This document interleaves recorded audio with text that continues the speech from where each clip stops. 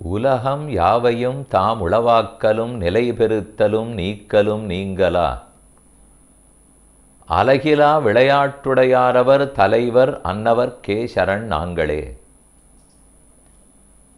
கம்பநாட்டாழ்வார் உலகத்தையே படைத்து காத்து அளிக்கும் திருமால் அவரை வணங்கி கடவுள் வாழ்த்தாக பாடியது இப்பாடல். பகவான் ஸ்ரீமன் நாராயணன் சிருஷ்டி ஸ்திதி சம்ஹாரம் என்று முத்தொழில்களுக்கும் காரணமாக உள்ளார்.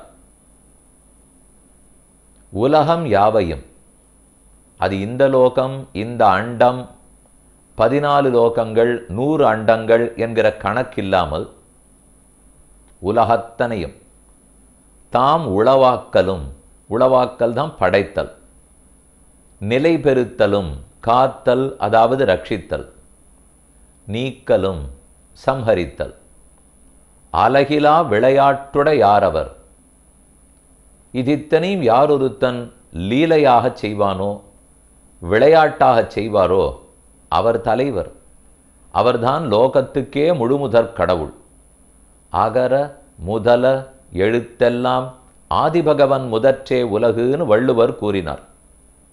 ஆ என்னும் எழுத்து எப்படி எல்லா சொற்களுக்கும் காரணமாக முதலாக விளங்குகிறதோ அதைப்போல் சொற்களால் சொல்லப்படும் பொருள்கள் அனைத்துக்கும் அகாரத்தாலே சொல்லப்படும் திருமால் காரணமாக இருக்கிறார்.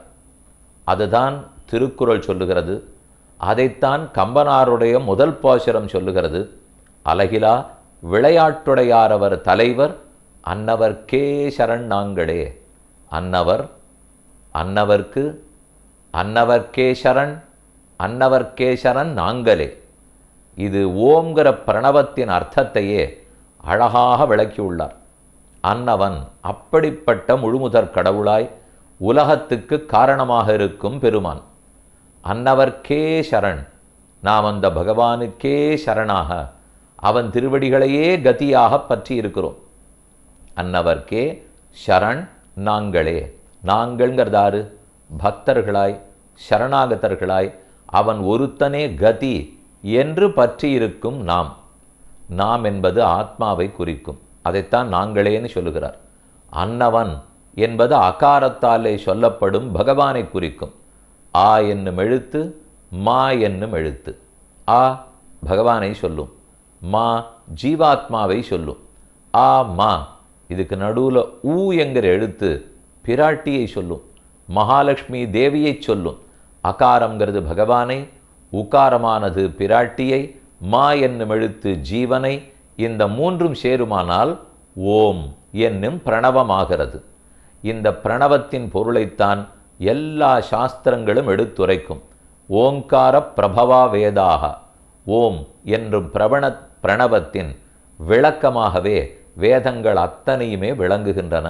அந்த வேதமேதான் இராமாயணமாக பிறந்தது.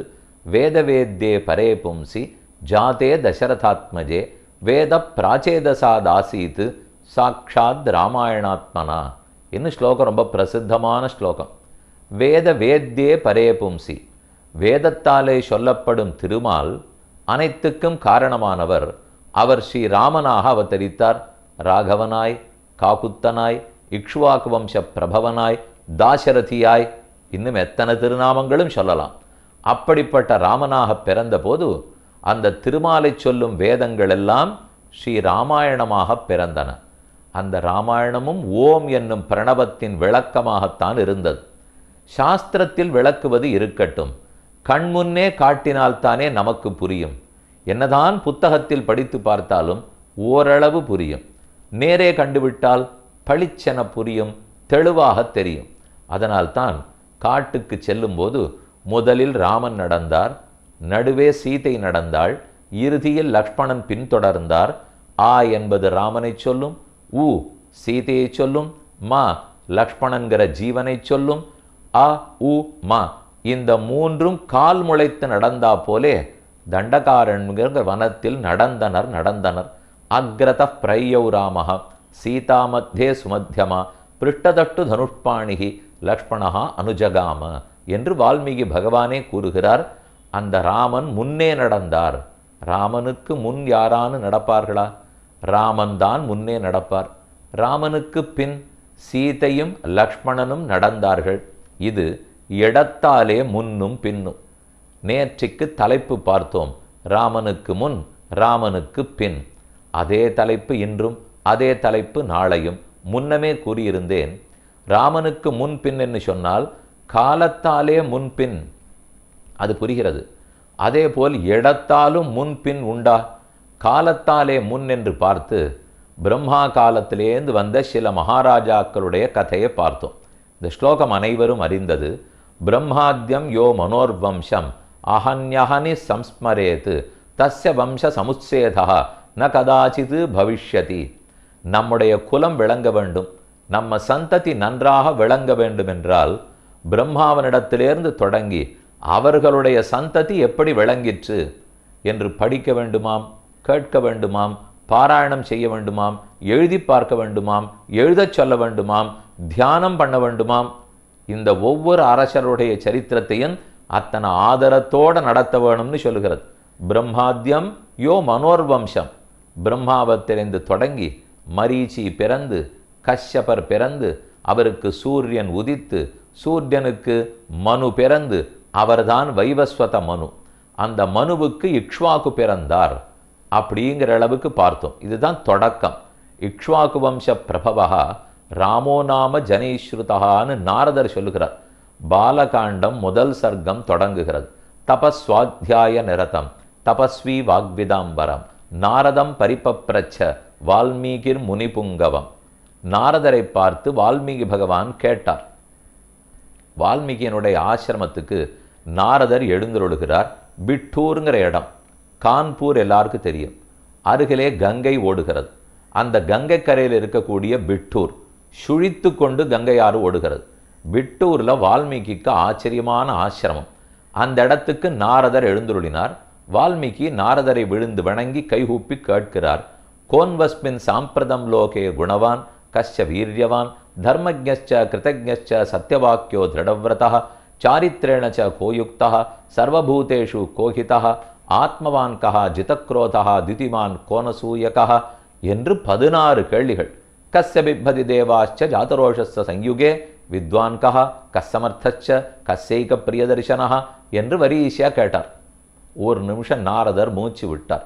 நீர் வேகம் வேகமாக கேட்கிறீர். இரும் பகவஹா, உனி சொன்ன ஒவ்வொரு குணமும், இத்தனை கல்யாண குணங்களும் உடையவன் யார்னு கேட்டீர். வாத்சல்யம் உடையவன், சௌலபியம் உடையவன், சௌசீல்யம் உடையவன், மேன்மை உடையவன், எடுத்த சொல் மாறாதவன், வீரமுடையவன், யாருக்கு கோபம் வந்தால் உலகமே நடங்கும், யார் கோபத்தை ஜெயித்தவன், வித்வான் யாரு, ஆத்மவான் யாரு, இத்தனை கேள்விகள் கேட்டிருக்கிறே. கொஞ்சம் இரும்.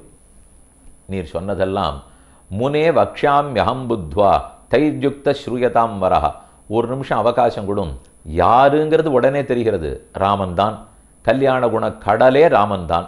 ஆனால் அப்படி நினைக்கும் போது உள்ளமும் உடலும் எனக்கு உருகுகிறது. கொஞ்சம் நேரம் கொடும், என்னை சமாளித்து கொண்டு பதில் சொல்லுகிறேன். என்னை ஒரு நிமிஷம் நின்னார், பின்னால் பதில் சொல்லுகிறார். நீர் கேட்ட கேள்வி, இத்தனை குணங்களும் இதே காலத்தில் இதே இடத்தில் யார் ஒருத்தரிடத்திலாவது இருக்கின்றனவா? இதுதான் அவர் கேள்வி. அதுக்கு பதில் நாரதர் சொல்லணும், ராமனிடத்தில் இருக்கின்றன. எல்லா குணங்களும் ராமனிடத்தில் குடிகொண்டிருக்கும். இதுதான் பதில் சொல்லணும். ஆனால் அவர் ராமன்னு சொல்லாமல் இக்ஷ்வாக்கு வம்ச பிரபவா ராமோ நாம ஜனைஸ்ருதா. இக்ஷ்வாக்கு வம்சம் விளங்க வந்து பிறந்தவன், இக்ஷ்வாக்கு வம்சத்தாலே விளங்கியவன், வெங்கதிரோன் குலத்துக்கோர் விளக்கு ராமன். அவனிடத்துல தான் இத்தனை குணங்களும் பொருந்தி இருக்கின்றன. ஏன் இப்படி சொல்ல வேண்டும்? ராமனிடத்திலேருந்து நேர சொல்லக்கூடாதா? ஏன் இக்ஷ்வாக்கு வம்சத்து ராமனிடத்தேன்னு சொல்ல வேண்டும்? அந்த சொல்லுக்கு பொருள் இருக்கிறது. இக்ஷ்வாக்கு வம்சம் சொல்லுகிறோமே, இக்ஷ்வாக்கு இக்ஷ்வாக்குன்னா யாரு? இக்ஷும் ஆகரோதீதி இக்ஷ்வாக்குன்னு சொல்லுகிறார்கள். சம்ஸ்கிருத சொல் எல்லாமே தாத்துக்களிலிருந்து பிறக்கும். இக்ஷு என்பது கரும்பை குறிக்கும். கரும்பு போல் இனியவன், இது ஒரு பொருள். கரும்பு போல இனியவன், மக்களுக்கு நல்லதே செய்யக்கூடியவர், அதனால இக்ஷுன்னு சொன்னார். இன்னொன்று இக்ஷும் ஆகரோதி, கரும்பு போன்ற வில்லை பிடித்து கொண்டு. கரும்பு வில் பிடித்தவன் மன்மதன்னு கேள்விப்பட்டிருப்பீர்கள். மன்மதனுக்கு வில்லு கரும்பு, மலர் பானங்கள் 5 பானங்கள், அதை வைத்து கொண்டுதான் காதலை வளர்க்கிறார். இது கேள்விப்பட்டிருப்போம். ஆனால் இக்ஷ்வாக்கு பற்றி சொல்லும்போது கரும்புன்னு சொல்லி கரும்பு போன்ற வில்லு, அந்த வில்லிலே மன்மதனை பொறுத்த வரைக்கும் நாண் ஏற்ற வேண்டும். அந்த நாண் தான் தேன் வண்டுகளாம். கரும்பு வில்லா இருக்கும், தேன் வண்டுகள் அத்தனை நாணாக இருக்கும், 5 மலர் கணைகள் இருக்கும். இது மன்மதன். இக்ஷ்வாக்கு மன்மதன் இல்லை, ரதி மன்மதன் காமதேவன் இல்லை.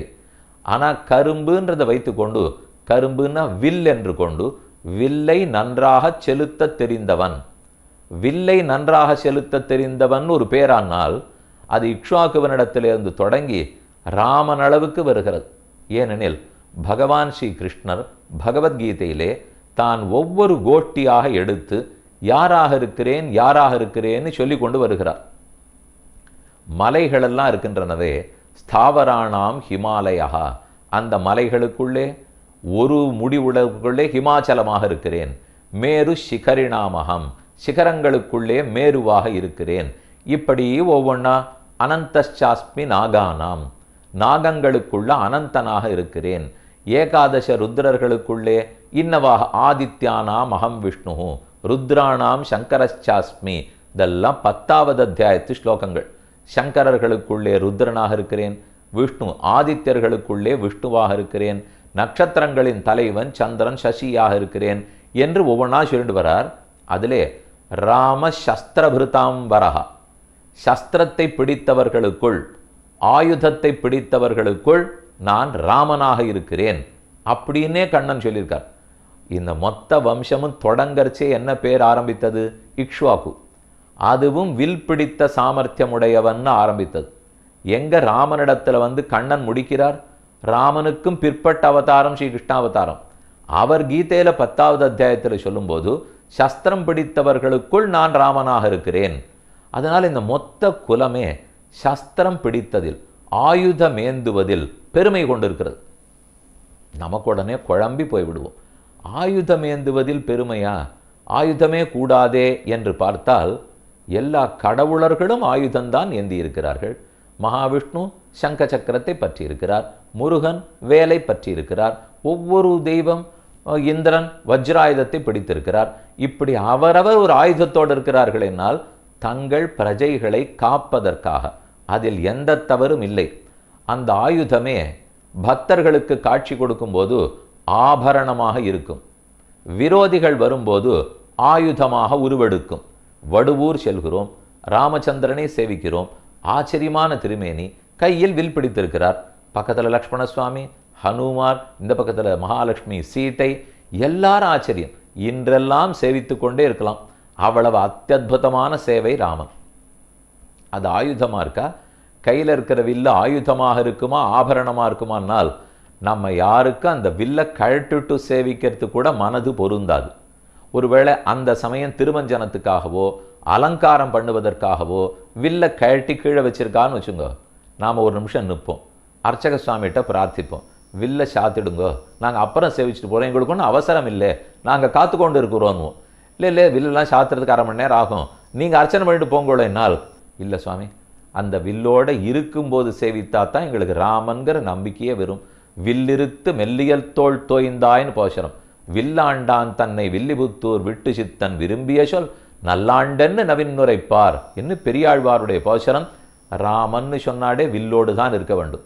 அந்த வில்லு ஆயுதமாகவும் இருக்கும், வில்லு ஆபரணமாகவும் இருக்கும். சிலை இலங்கு பொன்னாழி தென்படை தன் டொஞ்சங்கம் என்கின்றாளால்னு திருமங்கியாழ்வாருடைய போஷரம். ஆச்சரியமான வில்.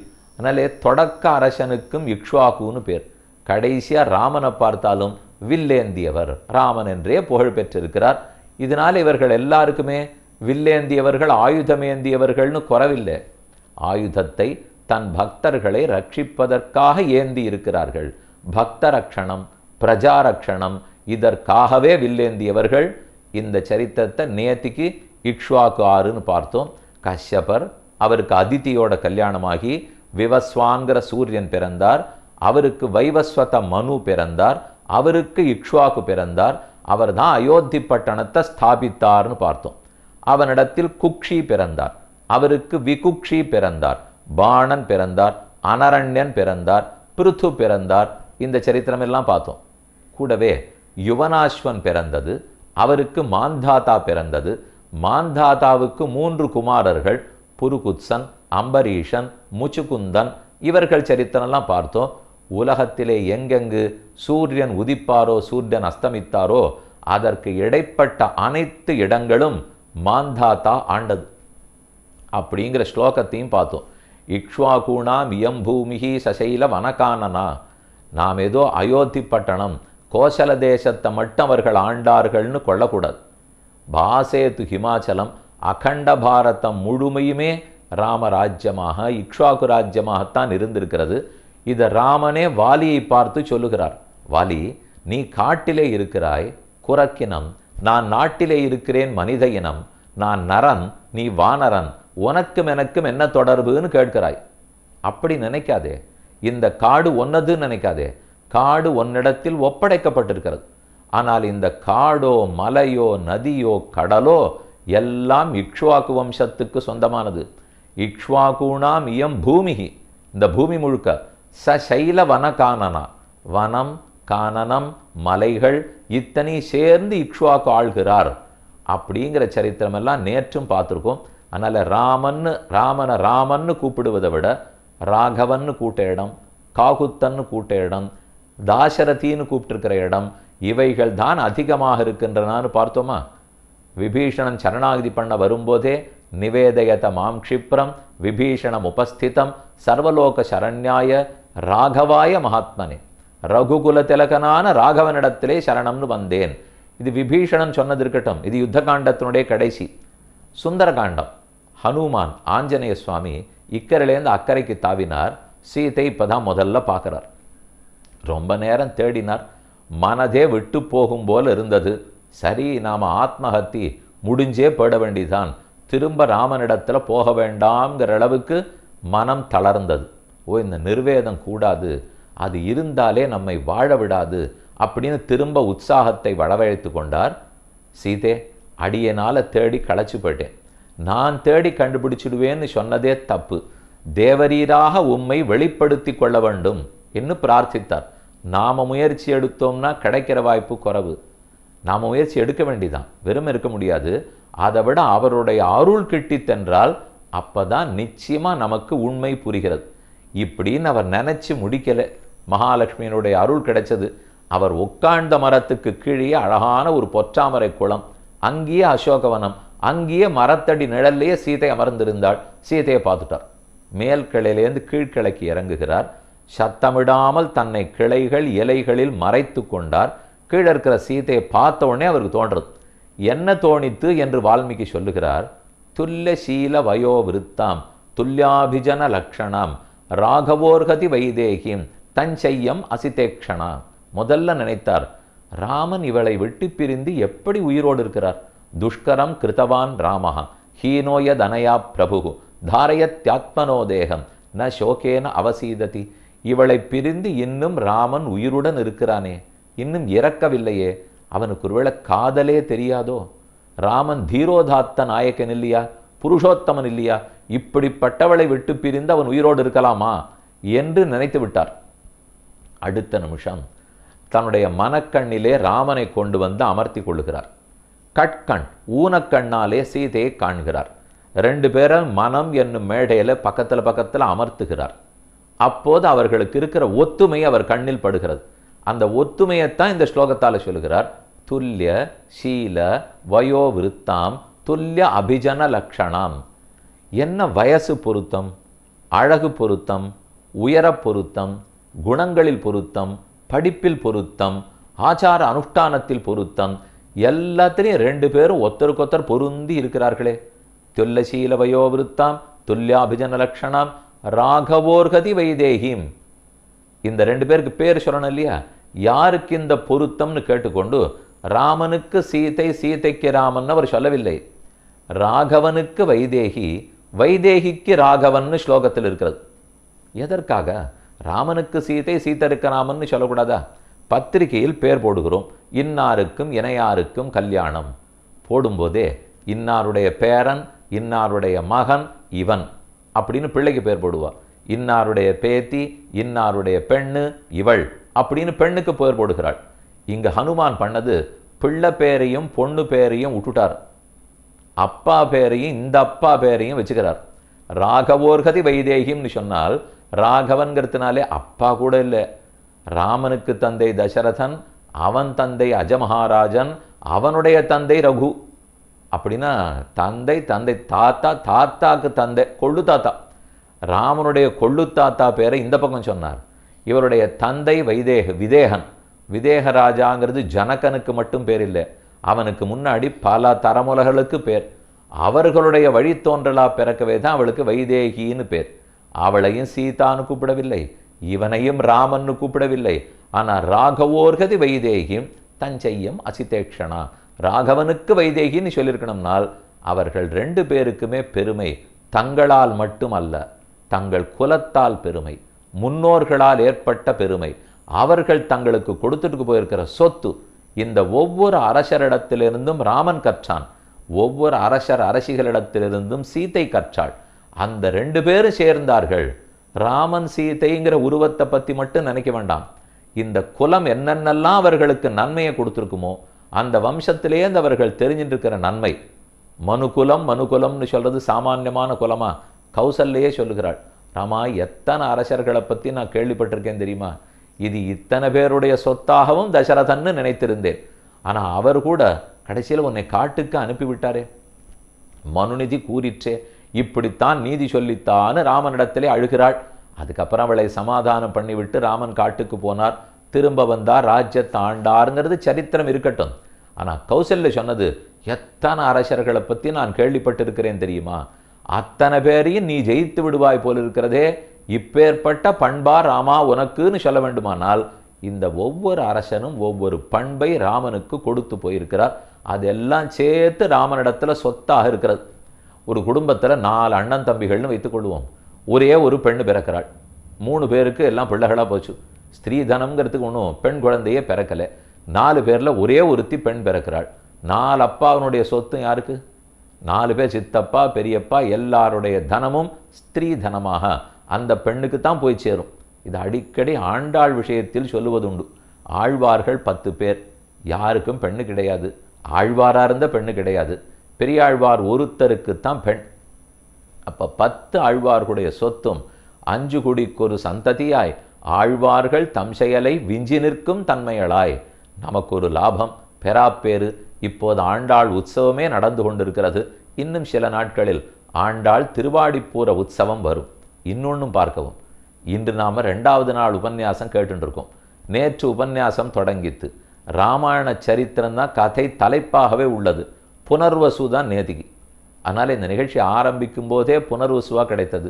அதுக்கு முன்னாடி ராமானுஜருடைய திருநக்ஷத்திரம் திருவாதிரை கிடைத்தது. புனர்பூசம் பூஷம், இன்னைக்கு பரதனுடைய நட்சத்திரம் கிடைத்தது. அப்போ புனர்பூஷம் பூஷம் ஆயில்யம், நாளைக்கு பார்த்தா லக்ஷ்மணனுடைய நட்சத்திரம் கிடைக்கும்.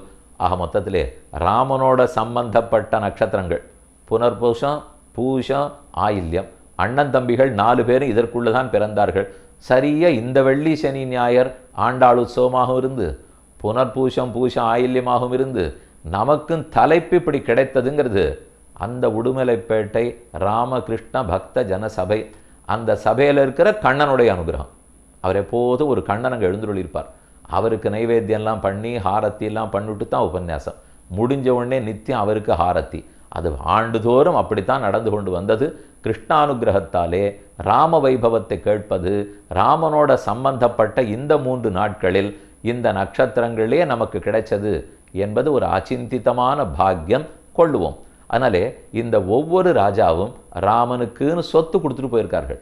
ஆழ்வார்கள் எல்லாரும் சேர்ந்து ஆண்டாளுக்கு சொத்து, அரசர்கள் எல்லாரும் சேர்ந்து சீதைக்கு சொத்து, முன்னாடி இருக்கிற ராஜாக்கள் எல்லாரும் சேர்ந்து ராமனுக்கு சொத்து. அதனால் ராமனுக்கு முன்னுன்னு பார்த்தாலும் குணம் குணம் குணம், ராமனுக்கு பின்னுன்னு பார்த்தாலும் குணம் குணம் குணம். ராமன்னு பார்த்தால் இக்ஷ்வாக் வம்ச பிரபவனாய் சர்வ கல்யாண குணாகரனாய் சகல கல்யாண குணங்களுக்கும் இருப்பிடம் குணானாம் ஆகரோ மகான்னு சொல்லுவார்கள். ஒரு கடல்னு பார்த்தால் கடலில் முத்தும் இருக்கும், ரத்தனம் இருக்கும், மாணிக்கம் இருக்கும், கோமேதகம் கிடைக்கும். அதை போல் ராமன்கிறது கடல், கருணாசாகரம். கருணை கிடைக்கும், வாத்சல்யம் கிடைக்கும், சுவாமித்துவம் கிடைக்கும். இதெல்லாம் சேர்த்து கொடுத்தது யாருன்னால் முற்பட்ட அரசர்களும் கொடுத்தார்கள், பிற்பட்டவர்களும் கொடுத்தார்கள். அதிலே யுவனாஸ்வன் சரித்திரம் பார்த்தோம், மாந்தாதா சரித்திரம் பார்த்தோம். மாந்தாதாவுக்கு 3 பிள்ளைகள், கூடவே 50 பெண்கள் பிறந்தார்கள். 50 பேரையும் சௌபரிக்கு கல்யாணம் பண்ணி கொடுத்தார். அந்த சௌபரி 50 பேருக்கு 50 மாளிகை கட்டினாள். கடைசியிலே இது என்ன, இதுக்காகவா நாம் பிறந்திருக்கிறோம், இது அத்தனையை காட்டில் இவர்களோடு சேர்ந்து முக்தி பெற வேண்டும் என்று ஆசைப்பட்டு காட்டுக்கு சென்றார். வானப்பிரஸ்தாசிரமத்திலே இருந்தார், உயர்ந்த கதி அடைந்தார்ங்கிற அளவுக்கு நேற்று பார்த்துருக்கோம். இதெல்லாம் ராமனுக்கு முன் என்னும் காலத்தில் முன். இடத்தில் முன் உண்டா? ராமனுக்கு முன், ராமனுக்கு பின் உண்டா? உண்டு. ராமனுக்கு முன் யாரு? சீதை. ராமனுக்கு பின் சீதை. இடத்தாலே முன்னும் பின்னும்னு சொல்ல வேண்டுமானால் சீதையைத்தான் சொல்ல வேண்டும். பின்னால் நடந்தாள்ங்கிறது உங்களுக்கு சந்தேகம் வராது. இப்போதான் முதலே ஒரு ஸ்லோகம் சொன்னேனே, அக்ரத பிரயோ ராமஹா சீதா மத்தியே சுமத்தியமா. ராமன் முன்னே நடக்க சீதை பின்தொடர்ந்து நடந்தாள். இதே ஆழ்வார் தமிழ் பாசுரமா பாடினார். நேரிழையும் இளங்கோவும் பின்பு போக எவ்வாறு நடந்தன எம்மி ராமாவோ.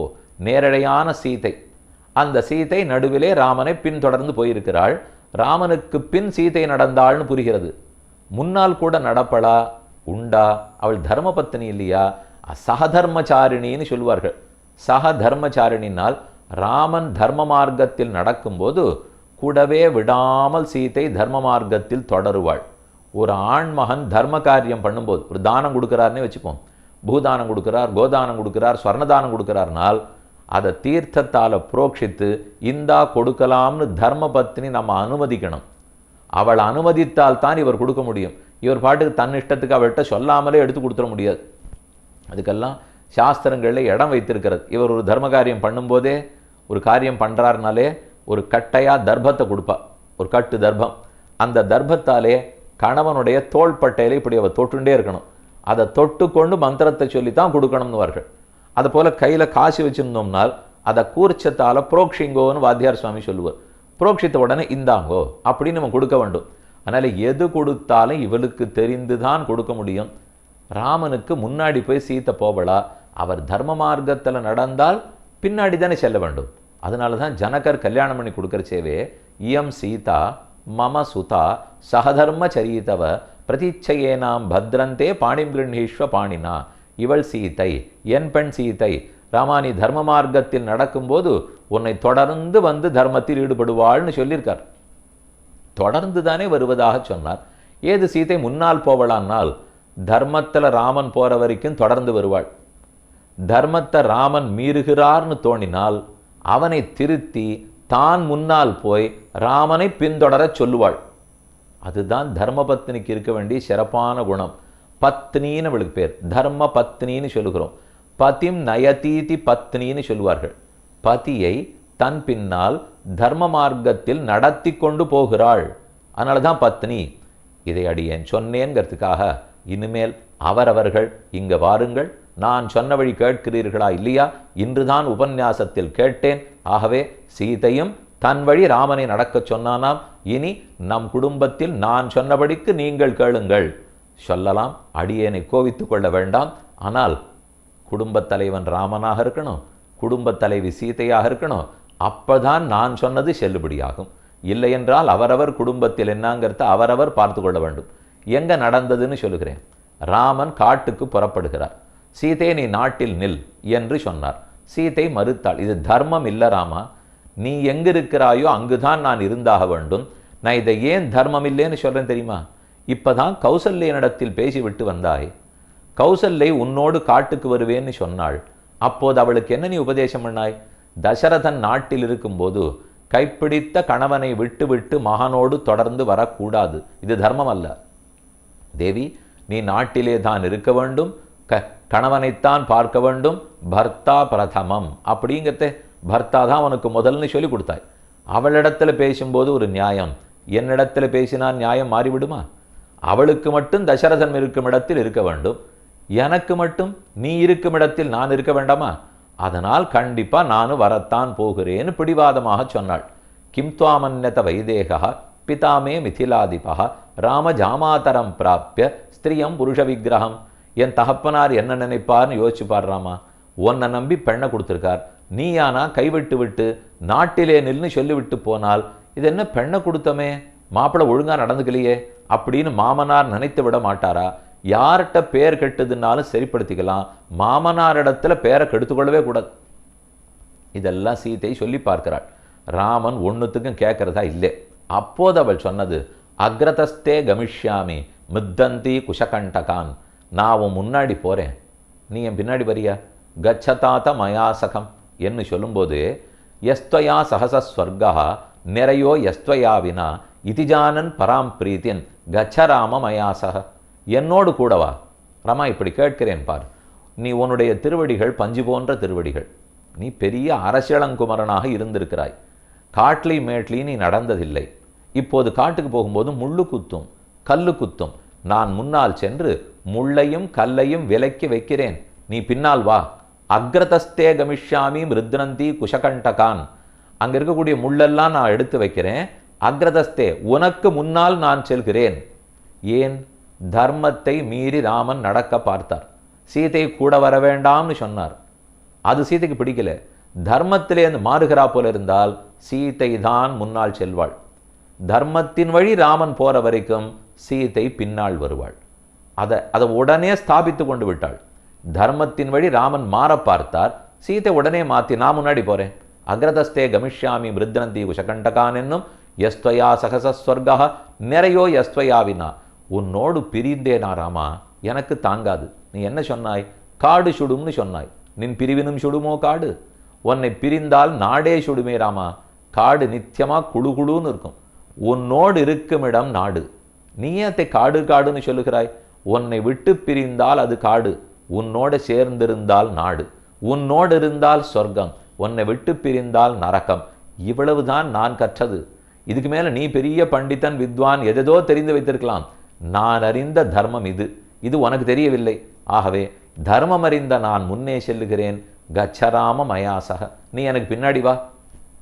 சீதை வேடிக்கையாக சிரித்து கொண்டே கூறினாள், ராமா நீ சொன்னது என் பின்னாடி வராதே. இதுதான் ராமன் சொல்லியிருக்கார். சீதே நீ என் பின்னால் வராதே, நான் மட்டும் போகிறேன். சீதை மாற்றி விட்டாள்.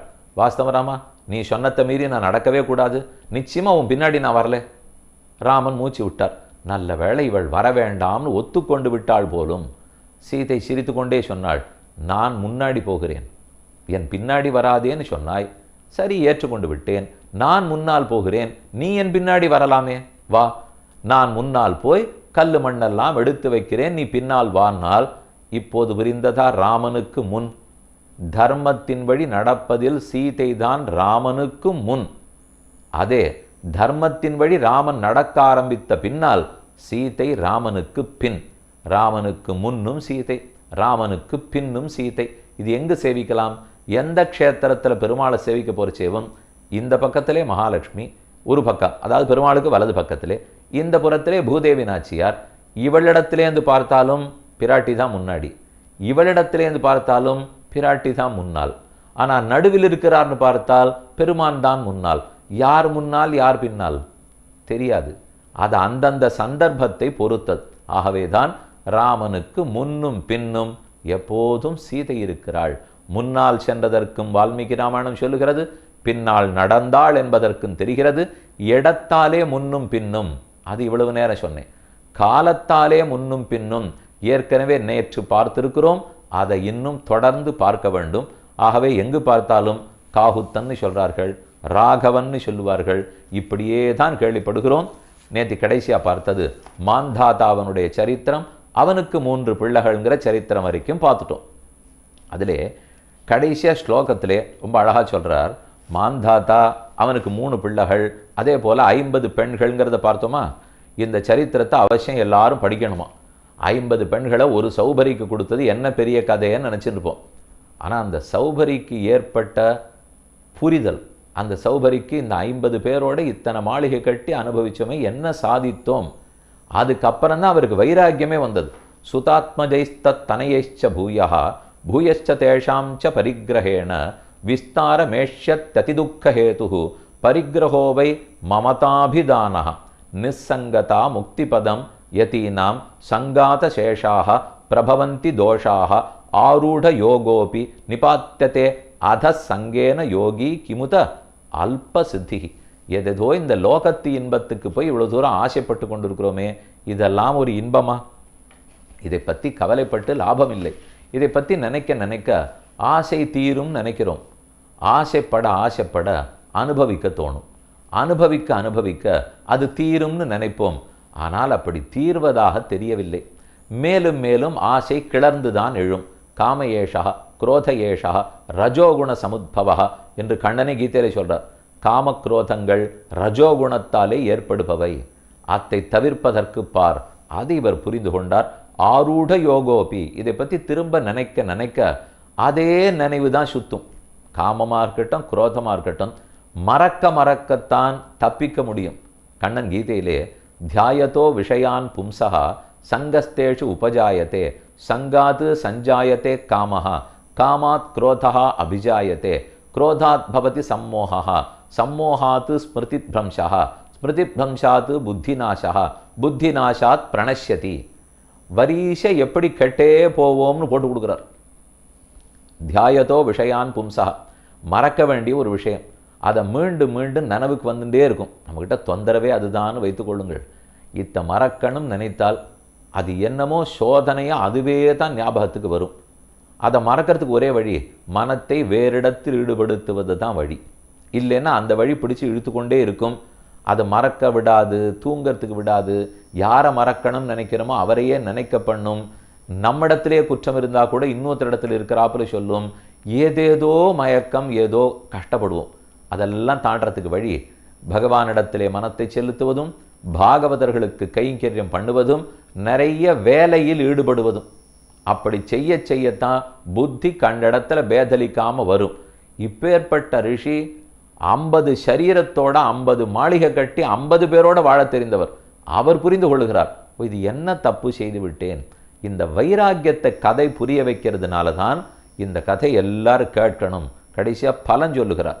ஏதச்ச சௌபரி சரிதம் அனுஸ்மரதி படதி பாடயதி ஸ்ருணோதி ஸ்ராவயதி தரதி அவதாரயதி லிखति லேखयति சிக்ஷயதி அத்தியாபயதி உபதிஷதி வா தஸ்ய அஷ்டௌ ஜன்மனி துஸ்சந்ததிர் அசத்தர்மः வாங் மனசோ சன்மார்க அனுசரணம் அசேஷ ஏஷேஷு வா மமத்வம் ந பவதி.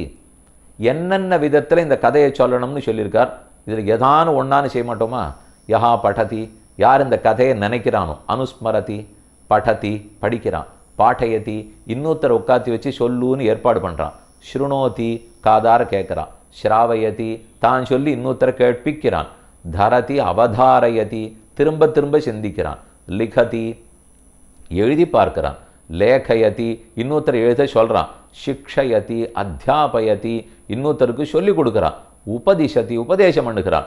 இப்படி செய்தால் 8 ஜென்மத்துக்கு எந்த குறையும் வராது. அவனுக்கு காமக்ரோதங்களால் துன்பமே வாராது. எவ்வளவு அழகான கதை. சௌபரி எப்படி 50 சரீரத்துக்குள்ளே இருந்தார்? அதுதான் அவருடைய தர்மபூத ஞானத்தினுடைய விளக்கம். ரொம்ப சுலபமாக ஞாபகத்தில் வச்சுக்கலாம். பல சரீரங்களுக்குள் ஒரு ஆத்மா இருப்பாரா, அல்லது அந்த 50 சரீரத்துக்குள்ளே 50 ஆத்மா இருந்துதானால் ஒரே ஆத்மா தான். சௌபரின்னு இந்த ஜென்மத்தில் இருக்கக்கூடிய ஒரு ஆத்மா தான். எப்படி இந்த உடம்பு முழுக்க நம்ம ஆத்மாவால் பரவ முடியாது. ஆத்மா இவ்வளவு சின்னவராகத்தான் இருப்பார், அணுஸ்வரூபனாக இருக்கிறார். ஆனால் ஆத்மாவனுடைய ஞானம் இந்த சரீரம் முழுக்க பரவி இருக்கும். அது இந்த சரீரத்தோடு நிறுத்த வேண்டாம்.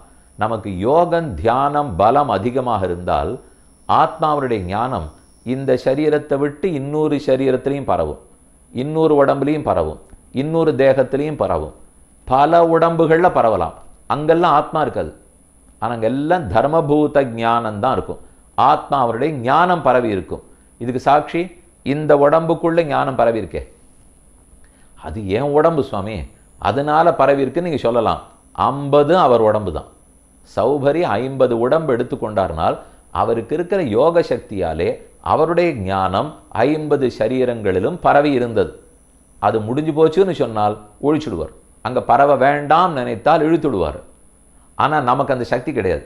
பரவ வேண்டாம் நினைத்து நமக்கு இழுக்கவும் தெரியாது, பரவட்டும்னு நினைத்து விடறதுக்கும் தெரியாது. தானாக இந்த சரீரத்துக்குள்ளே பரவி இருக்கிறது. அது வரைக்கும் தான் நமக்கு இருக்கிற சக்தி. இப்படித்தான் சௌபரி செஞ்சிருக்கார். கூடு விட்டு கூடு பாய்தல்னு கூட கேள்விப்பட்டிருப்பீர்கள். அதெல்லாமே ஞானம் பாய்தல். ஞானத்தால் ஒரு இடத்துலேருந்து இன்னொரு இடத்துல நாம் அங்கேயும் வியாபித்து விடுகிறோம். ஆத்மா வியாபிக்க முடியாது, ஆத்மா அணு. ஆனால் ஆத்மாவுடைய ஞானம் மற்ற இடத்திலும் வியாபிக்கும். இதெல்லாம் சௌபரி சரித்திரம். அடுத்தது இனிமே பார்க்க வேண்டியது, ஏற்கனவே யுவனாஸ்வன், மாந்தாத்தா, மாந்தாவத்தாவுக்கு 50 பெண்கள், அந்த பெண்களை கொடுத்த சௌபரி பார்த்துட்டோம். இனிமே திரிசங்கு சரித்திரம், அவனுக்கு பிறந்த ஹரிஷ்சந்திர சரித்திரம், அவனுக்கு மகனான லோகிதாட்ச சரித்திரம், மேற்கொண்டு பாகு, சகரன், அசமஞ்சஸ், அம்சுமான், திலீபன், பகீரதன், இந்த சரித்திரமெல்லாம் பார்க்க வேண்டும். சுருக்கமாக என்ன என்பதை விண்ணப்பம் பண்ணுகிறேன். நர்மதாயை நமப்பிராதர் நர்மதாயை நமோனிஷி நமோஸ்து நர்மதே துப்பியம் திராகிமாம் விஷசர்பதா. இந்த ஸ்லோகம் இங்கே கொடுக்கப்பட்டிருக்கு. நர்மதா தேவி, அதாவது புருகுத்சன்கிறவர் மாந்தாத்தாவுக்கு பிறந்தார். புருகுத்சனுக்கு கல்யாணம் ஆயிற்று. நாகர்களெல்லாம் சேர்ந்து நர்மதா தேவியை கல்யாணம் பண்ணி கொடுத்தான்னு முன்னாடி கதை சொல்லியிருந்தேன். இந்த ஸ்லோகம் சொல்கிறது ரொம்ப நல்லதுங்கிறார். நர்மதாயை நம பிராத்தா, நர்மதா தேவிக்கு வணக்கம், காலையில் வணக்கம். நர்மதாயை நமோ நிஷி, இரவு பொழுதில் வணக்கம். நமோஸ்து நர்மதே துப்பியம் திராகிமாம் விஷசர்பதா. எல்லாம் நாகர்களுக்கு கட்டம் கொடுக்கறதுக்கு கந்தர்வர்கள் இருக்க, கந்தர்வர்களை ஜெயித்து நாகர்களை ரட்சித்து விட்டார்னு பார்த்தோம். அதனால சர்ப்பங்களெல்லாம் சேர்த்து வரம் கொடுக்கறது. இந்த ஸ்லோகத்தை சொல்லி எங்கள் வீட்டு பண்ண தியானித்தீர்கள் என்றால் உங்களுக்கு சர்ப்பங்கள் ஒன்றும் பண்ணாது. விஷ ஜுரமாக இருக்கட்டும், விஷக்காய்ச்சல், விஷக்கடிகள் இதெல்லாம் ஒன்றும் பண்ணாமல் இருக்கட்டும் அப்படின்னு சொல்லியிருக்கார். நிச்சயமான தேவை. திரையாருணே சத்யவிரதா யோசௌ திரிசங்கு சஞ்ஞாம் அவாப ச சண்டாளதாம் உபகதச்ச. இனி மேற்கொண்டு சரித்திரம் திரிசங்கு சரித்திரம். அது எங்கிருந்து பிறந்தார், ஏன் திரிசங்கு, அவருக்கு அந்த பேர் எதனால் ஏற்பட்டதுன்னு பார்ப்போம். இந்த சரித்திரத்தை விஷ்ணு புராணத்திலே ரொம்ப சுருக்கமாக இருக்கிறது. ஆனால் அதற்கு மேல் ஸ்ரீ ராமாயணம், வால்மீகி ராமாயணத்திலே பாலகாண்டத்தை பார்த்தால் அது ரொம்ப விரிவாக காணப்படுகிற சரித்திரம் திரிசங்கு சரித்திரம். அது என்ன சொல்ற, ஏன் அவருக்கு திரிசங்கு, 3 நாடி ஆங்கிலத்தில் சொல்லல, சம்ஸ்கிருதத்தில் சொல்லியிருக்கேன் 3 திரிசங்குன்னு. ஹரிவம்சத்தில் அதுக்கு காரணம் சொல்றார். பிதுஷாபாது அதிதோஷேன பிதுஷாபாதி தோஷேன குரு தோக்த்ரி வதேனச்ச அப்ரோக்ஷித உபயோகாச்ச திரிவிதா தத் வியதிக்கிரமஹா. அவன் 3 இடங்களில் தப்பு பண்ணியிருக்காராம். அந்த 3 குற்றங்கள் இருக்கிறபடியால் அந்த குற்றங்கள் முடிச்சாகி அதைத்தான் திரிசங்கு அப்படின்னு சொல்றார்களாம். பிதுஷாபாதி தோஷேன, அவர் தந்தையாரிட்ட சாபம், ஏதோ அவரிடத்துல குற்றம் புரிந்திருக்கிறார், அவரை சரிவர கவனிக்கவில்லை, அதனால சாபம். குரு தோக்த்ரி வதேனச்ச, இவருடைய குரு, அதாவது திரிசங்கனுடைய குரு, அந்த குருவனுடைய பால் கொடுக்கிற கோமாதா, அந்த கோ பசுவை வதம் பண்ணிவிட்டான். இது 2வது குற்றம். 3வது அப்ரோக்ஷித உபயோகாச்ச, அவன் சாப்பிட வேண்டிய உணவை புரோக்ஷணம் பண்ணாமலே உண்டு விட்டான். நம்ம என்ன சாப்பிட்றோமோ அதற்கு வேண்டிய பரிசேஷனம், புரோக்ஷணம், ஆசனம், சுத்தி, பெருமானுக்கு நைவேத்தியம் இதெல்லாத்தையும் பண்ணிவிட்டு சாப்பிட வேண்டும். அதெல்லாம் அவன் சரிவர செய்யவில்லை. அது செய்யாதனால 3 குற்றங்கள் ஆயிடுத்தா. ஏவம் த்ரீண்யஸ்ய சங்கூனி தானி. அதனாலே இந்த 3 விதமான குற்றங்கள் இருக்கிறபடியாலே திரிசங்கரிதி ஹோவாச்ச திரிசங்கு ஸ்தேனச்ச ஸ்மிருதா. அதனால இவனுக்கு திரிசங்குன்ற பேர் வந்தது. அந்த பேரே இவனுக்கு நிலைத்து நின்றது. திரிசங்குரிதி விக்யாத இக்ஷ்வாக்கு குலவர்தனஹா தஸ்ய புத்திகி சமுத்பன்னா யஜேயமிதி ராகவ. இந்த சரித்திரம் எல்லாம் விஸ்வாமித்திரர் ராகவனான ராமனுக்கு சொல்லிருக்கார். ராமனை கூட்டின்னு போனார். ராமனையும் லக்ஷ்மணனையும் 12 வயசாரிச்சே கல்யாணம் பண்ணி வைக்கிறதுக்காக அழைச்சின்னு போனார். கல்யாணம் பண்ணி வைக்க கூட்டின்னு போறேன்னு அவர் சொல்லலை. அவர் சொன்னது, எனக்கு யாகத்துக்கு ரட்சிக்கணும், அதுக்காக நீங்கள் வாருங்கோள் அப்படின்னு சொல்லி கூட்டி கொண்டு போனார். யாகரக்ஷணர் ராமனும் லக்ஷ்மணனும் பண்ணி கொடுத்தார்கள். 6 நாள் மாரீச்சன் சுபாகு 2 பேரும் வர அவர்களை ஓட்டிட்டான் ராமன். சுபாகுவை கொண்டுட்டார், மாரீச்சனை ஓட்டி விட்டார். ஓட்டாமல் அன்னைக்கே அழிச்சிருந்தார்னா அதுக்கு அப்புறம் பொன்மானா வந்து ஏமாற்றி இருக்க மாட்டான், சீதையை தொலைச்சிருக்கவே வேண்டாம். அப்படி நடந்துடக்கூடாதுன்னால் அது பகவத் சங்கல்பம் இல்லையே. அவருக்கு மேலே போய் ராவணனை முடித்தாக வேணுங்கிறதுக்கு தகுந்ததைத்தான் அவர் செய்வார். அதனால் விட்டுட்டாரோன்மோ இருக்கட்டும். அதனாலே அப்போது அழைத்து கொண்டு போயிருந்தால் இந்த சரித்திரம் எல்லாம் சொல்லிட்டு வர்றார். இப்போ நாம் பார்க்க போகிற கதைகளெல்லாம், அதாவது திரிசங்கு கதை, நடுவில் ஹரிச்சந்திரன் லோகிதாக்ஷன் கதை மார்க்கண்டேய புராணத்திலிருந்து ஐத்தரேய பிராமணத்திலேருந்து சொல்கிறேன். இப்போ பார்க்க வேண்டிய திரிசங்கு கதை, இதுக்கப்புறம் சகரன் பகீரதன் வரைக்கும் அந்த கதைகள் கங்கை கீழே பூமிக்கு வந்தது எல்லாமே இக்ஷ்வாகு குலத்தவர்கள் இட்டது தான் நமக்கு பெரிய சொத்து. அவர்கள் புதையலாட்ட கொடுத்துட்டு போயிருக்கார்கள். அந்த சரித்திரமும் விஸ்வாமித்திரர் மனன்னா எடுத்து சொல்லியிருக்கார், எப்படி கங்கை கீழே வந்தாள் என்று. இதெல்லாம் பாலகாண்ட வால்மீகி ராமாயணத்திலேருந்து பார்ப்போம். நடுவில் ஹரிச்சந்திர சரித்திரம், சத்தியத்துக்குன்னே ஒரு ராஜா இருந்தார், அதற்காக எத்த போனாலும் விட்டு கொடுக்க மாட்டேன்னார். அது மார்க் இங்கேயும் இருக்குது. ஹரிச்சந்திரனை பற்றி ஹரிவம்சத்திலையும் சொல்கிறார்கள், விஷ்ணு புராணத்திலும் இருக்கிறது. ஆனால் விளக்கமான கதை இல்லை. அது மார்க்கண்டேய புராணத்தில் அந்த கதை விளக்கமாக இருக்குது. ஐத்தரேய பிராமணத்தில் பார்க்கும்போது பிள்ளை லோகிதாஸ்வனுடைய கதை அங்கு விளக்கமாக இருக்கிறது. அதெல்லாம் அதுலேருந்து பார்ப்போம். இப்போதைக்கு திரிசங்கு, அவனுக்கு ஒரு ஆசை, விபரீதமான ஆசை. அந்த ஆசை வந்திருக்கவே வேண்டாம், ஆனால் வந்து விட்டது. ஆசை இந்த உடம்போட சொர்க்கத்துக்கு போகணும். அவன் சொர்க்கத்துக்கு போகணும்னு ஆசைப்பட்டது தப்பே இல்லை, போக வேண்டியதுதான். ஆனால் இந்த சரீரத்தோடு போகணும்னால் அது கூடாது, சாஸ்திரத்தில் அப்படி இடம் இல்லை. அதைத்தான் வசிஷ்டர் இடத்துல போய் கேட்கிறான். அவர் அதை எடுத்து சொல்லிட்டார், அந்த மாதிரி சாஸ்திரம் கிடையாது, நீ போகணும்னு விபரீதமான ஆசைப்படாதே, வேண்டாம்னு சொன்னார். சொன்னால் கேட்டுன்னு போகணும் இல்லையா? பரம பாகவதரான பிரம்ம ரிஷியான வசிஷ்டரிடத்திலே அபச்சாரப்பட்டு விட்டான். சரின்னு மாற்றி அவருடைய குமாரர்கள் பிள்ளைகளிடத்தில் போய் கேட்குறான். தகப்பனார் இடத்துல கேட்டேன், அவர் மாட்டேன்னு சொல்லிட்டார், அவசியம் நீங்கள் பண்ணி கொடுக்கணும். மற்றபடிக்கு அவன் நல்ல ராஜா, பிரஜைகளெல்லாம் நன்னாத்தான் பரிபாலனை பண்ணியிருக்கான், எல்லா நல்ல குணங்களும் பொருந்தியவன். இந்த இடத்துல தான் இந்த காலத்துக்கு தகுந்த ஒரு விஷயத்தை நாம் புரிஞ்சுக்கணும். இவன் சரித்திரத்தை படிக்க படிக்க உங்களுக்குன்னு ஒரு சந்தேகம் வரப்போகிறது. ஊடகங்கள்லாம் படித்து பார்த்தா அந்த சந்தேகத்தை இன்னும் தூபம் போட்டு விடுகிறா போல இருக்கும். அவன் என்ன தப்பு பண்ணான்? வசிஷ்டரிடத்துல ஒழுங்காத்தானே போய் கேட்டான், அவன் பிள்ளைகளிடத்துலையும் சரியாத்தானே கேட்டான். அவர்களும் யாகம் யஜ்யம் பண்ணித்தானே அனுப்பிச்சு வச்சிருக்க வேண்டும். எதற்காக சபித்தார்கள்? வேண்டாம் என்றால் வேண்டாம் என்று சொல்லட்டும், ஏன் சபித்தார்கள்னு கேட்போம். ஆனால் அவன் அடிப்படையில் பண்ண தப்பை புரிஞ்சிக்கவே மாட்டோம். சாஸ்திரத்தில் இந்த சரீரத்தோட சொர்க்கத்துக்கு போவதற்கு இடமில்லைன்னு சொல்லியிருக்கிறது. அதற்கப்புறம் நாம் பிடிவாதமாக அந்த சாஸ்திரத்தில் சொல்லப்பட்ட யாக யஜ்யங்களையே பயன்படுத்தி என்னை இந்த உடம்போடு அனுப்புன்னு சொன்னால் இது போகாத ஒரு வழி தானே. அதற்காக வசிஷ்டர் சொல்லி கேட்ட பிற்பாடு குரு சொன்னார்னா சிஷ்யன் கேட்டுக்கணும். அதையும் சொல்லி தாண்டி குரு இப்படி பண்ண மாட்டேன்னு விட்டார், குரு புத்திரர்கள் நீங்கள் எனக்கு பண்ணி கொடுங்கோன்னு அவர்களிடத்தில் போய் வேற தூண்டுகிறான். அவர்கள் சபித்து விட்டார்கள், நீ சண்டாளனாக போவாய். போய்விட்டான், மாறிவிட்டான். அத்தோட நேர விஸ்வாமித்திரரிடத்திலே சென்றான். எனக்கு இப்படியே சொர்க்கத்துக்கு போக வேண்டும்.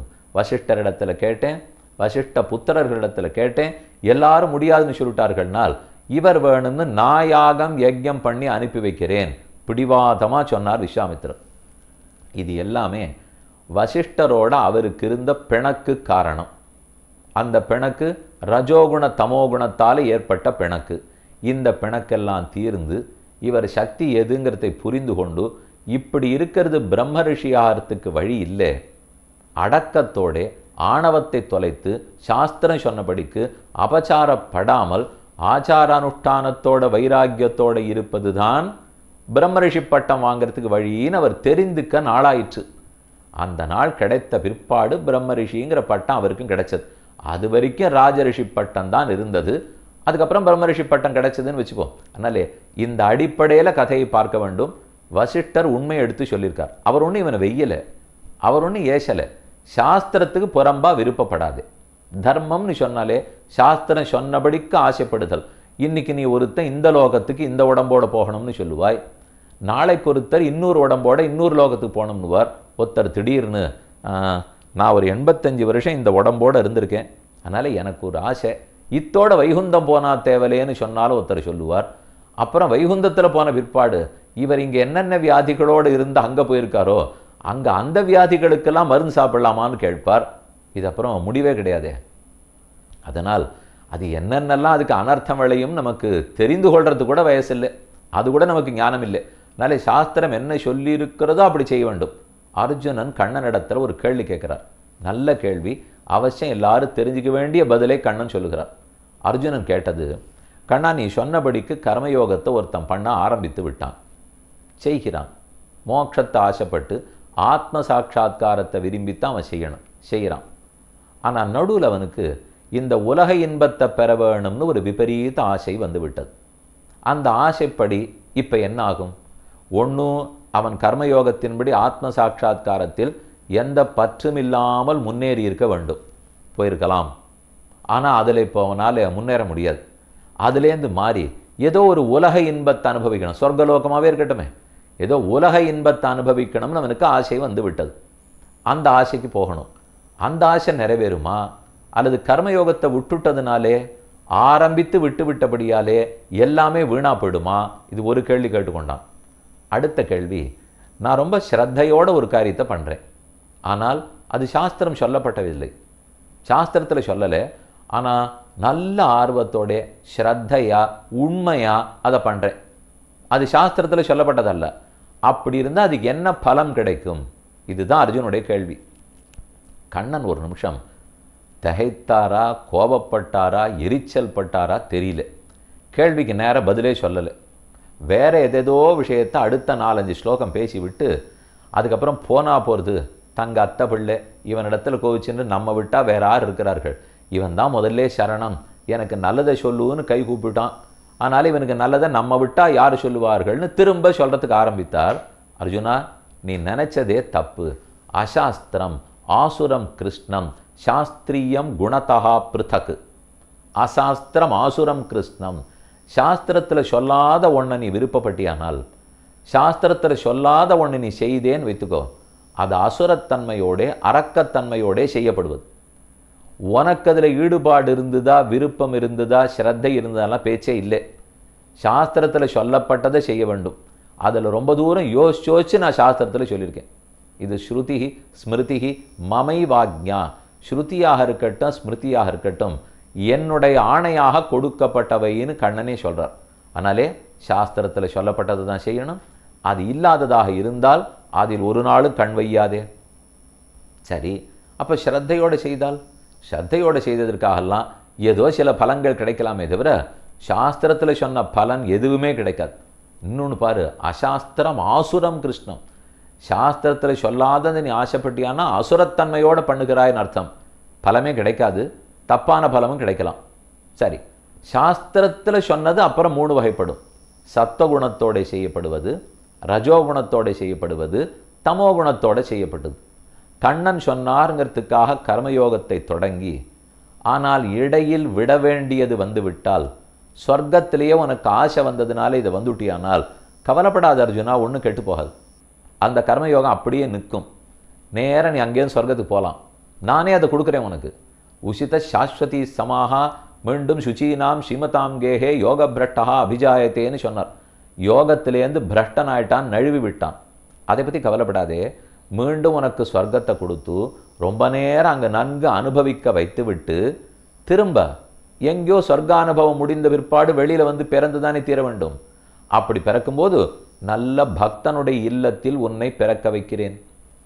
ஆகவே விட்ட இடத்திலிருந்து கர்மயோகத்தை தொடர்ந்து செய்யக்கூடிய வாய்ப்பு உனக்கு ஏற்படும். இந்த நல்லத்தை உனக்கு பண்ணித்தரேன்னு கண்ணன் சொல்லுகிறார். எவ்வளோ தூரம் கர்மயோகத்தை பற்றி நமக்கு சொல்லி, அதுக்கப்புறம் அதை விட்டுட்டா கூட தப்பு இல்லைன்னு சொல்லி, திராயத்தோ மகதா என்னென்ன திராயத்தோ மகதே பயாத், பெரிய பயத்திலேருந்து நான் சொல்லியிருக்கிறதே, ஸ்வல்பமப்பிய தர்மஸ்ய திராயத்தே மகதோ பயாத். நான் சொன்ன தர்மத்தை ஒரு சிறிதளவு செய்தால் கூட பெரும் பயத்திலிருந்து உன்னை காப்பாற்றி கொடுக்கும். அந்த அளவுக்கு இந்த கர்மயோகம் தான் சொல்லியிருக்கிற யாகம் யஜ்யம் அதற்குண்டான பலன் தெளிவ கட்டம் போட்டு சட்ட புஸ்தகமாட்டம் கொடுத்துருக்கார். அதனால் ஒன்று நன்றாக தெரிந்து கொள்ள வேண்டும். எதை தர்மம் ஒத்துக்கொண்டு இருக்கிறதோ, பகவான் ஆணையிட்டு இருக்கிறாரோ அதை அதன்படிக்குத்தான் நாம் செய்ய வேண்டுமே தவிர நம் இஷ்டத்துக்கு செய்கிறோன்னு போர்த்தால் அப்புறம் அந்த யாகமோ யஜ்யமோ கை கொடுக்காது. திரிசங்கு பண்ண தப்ப பாருங்க.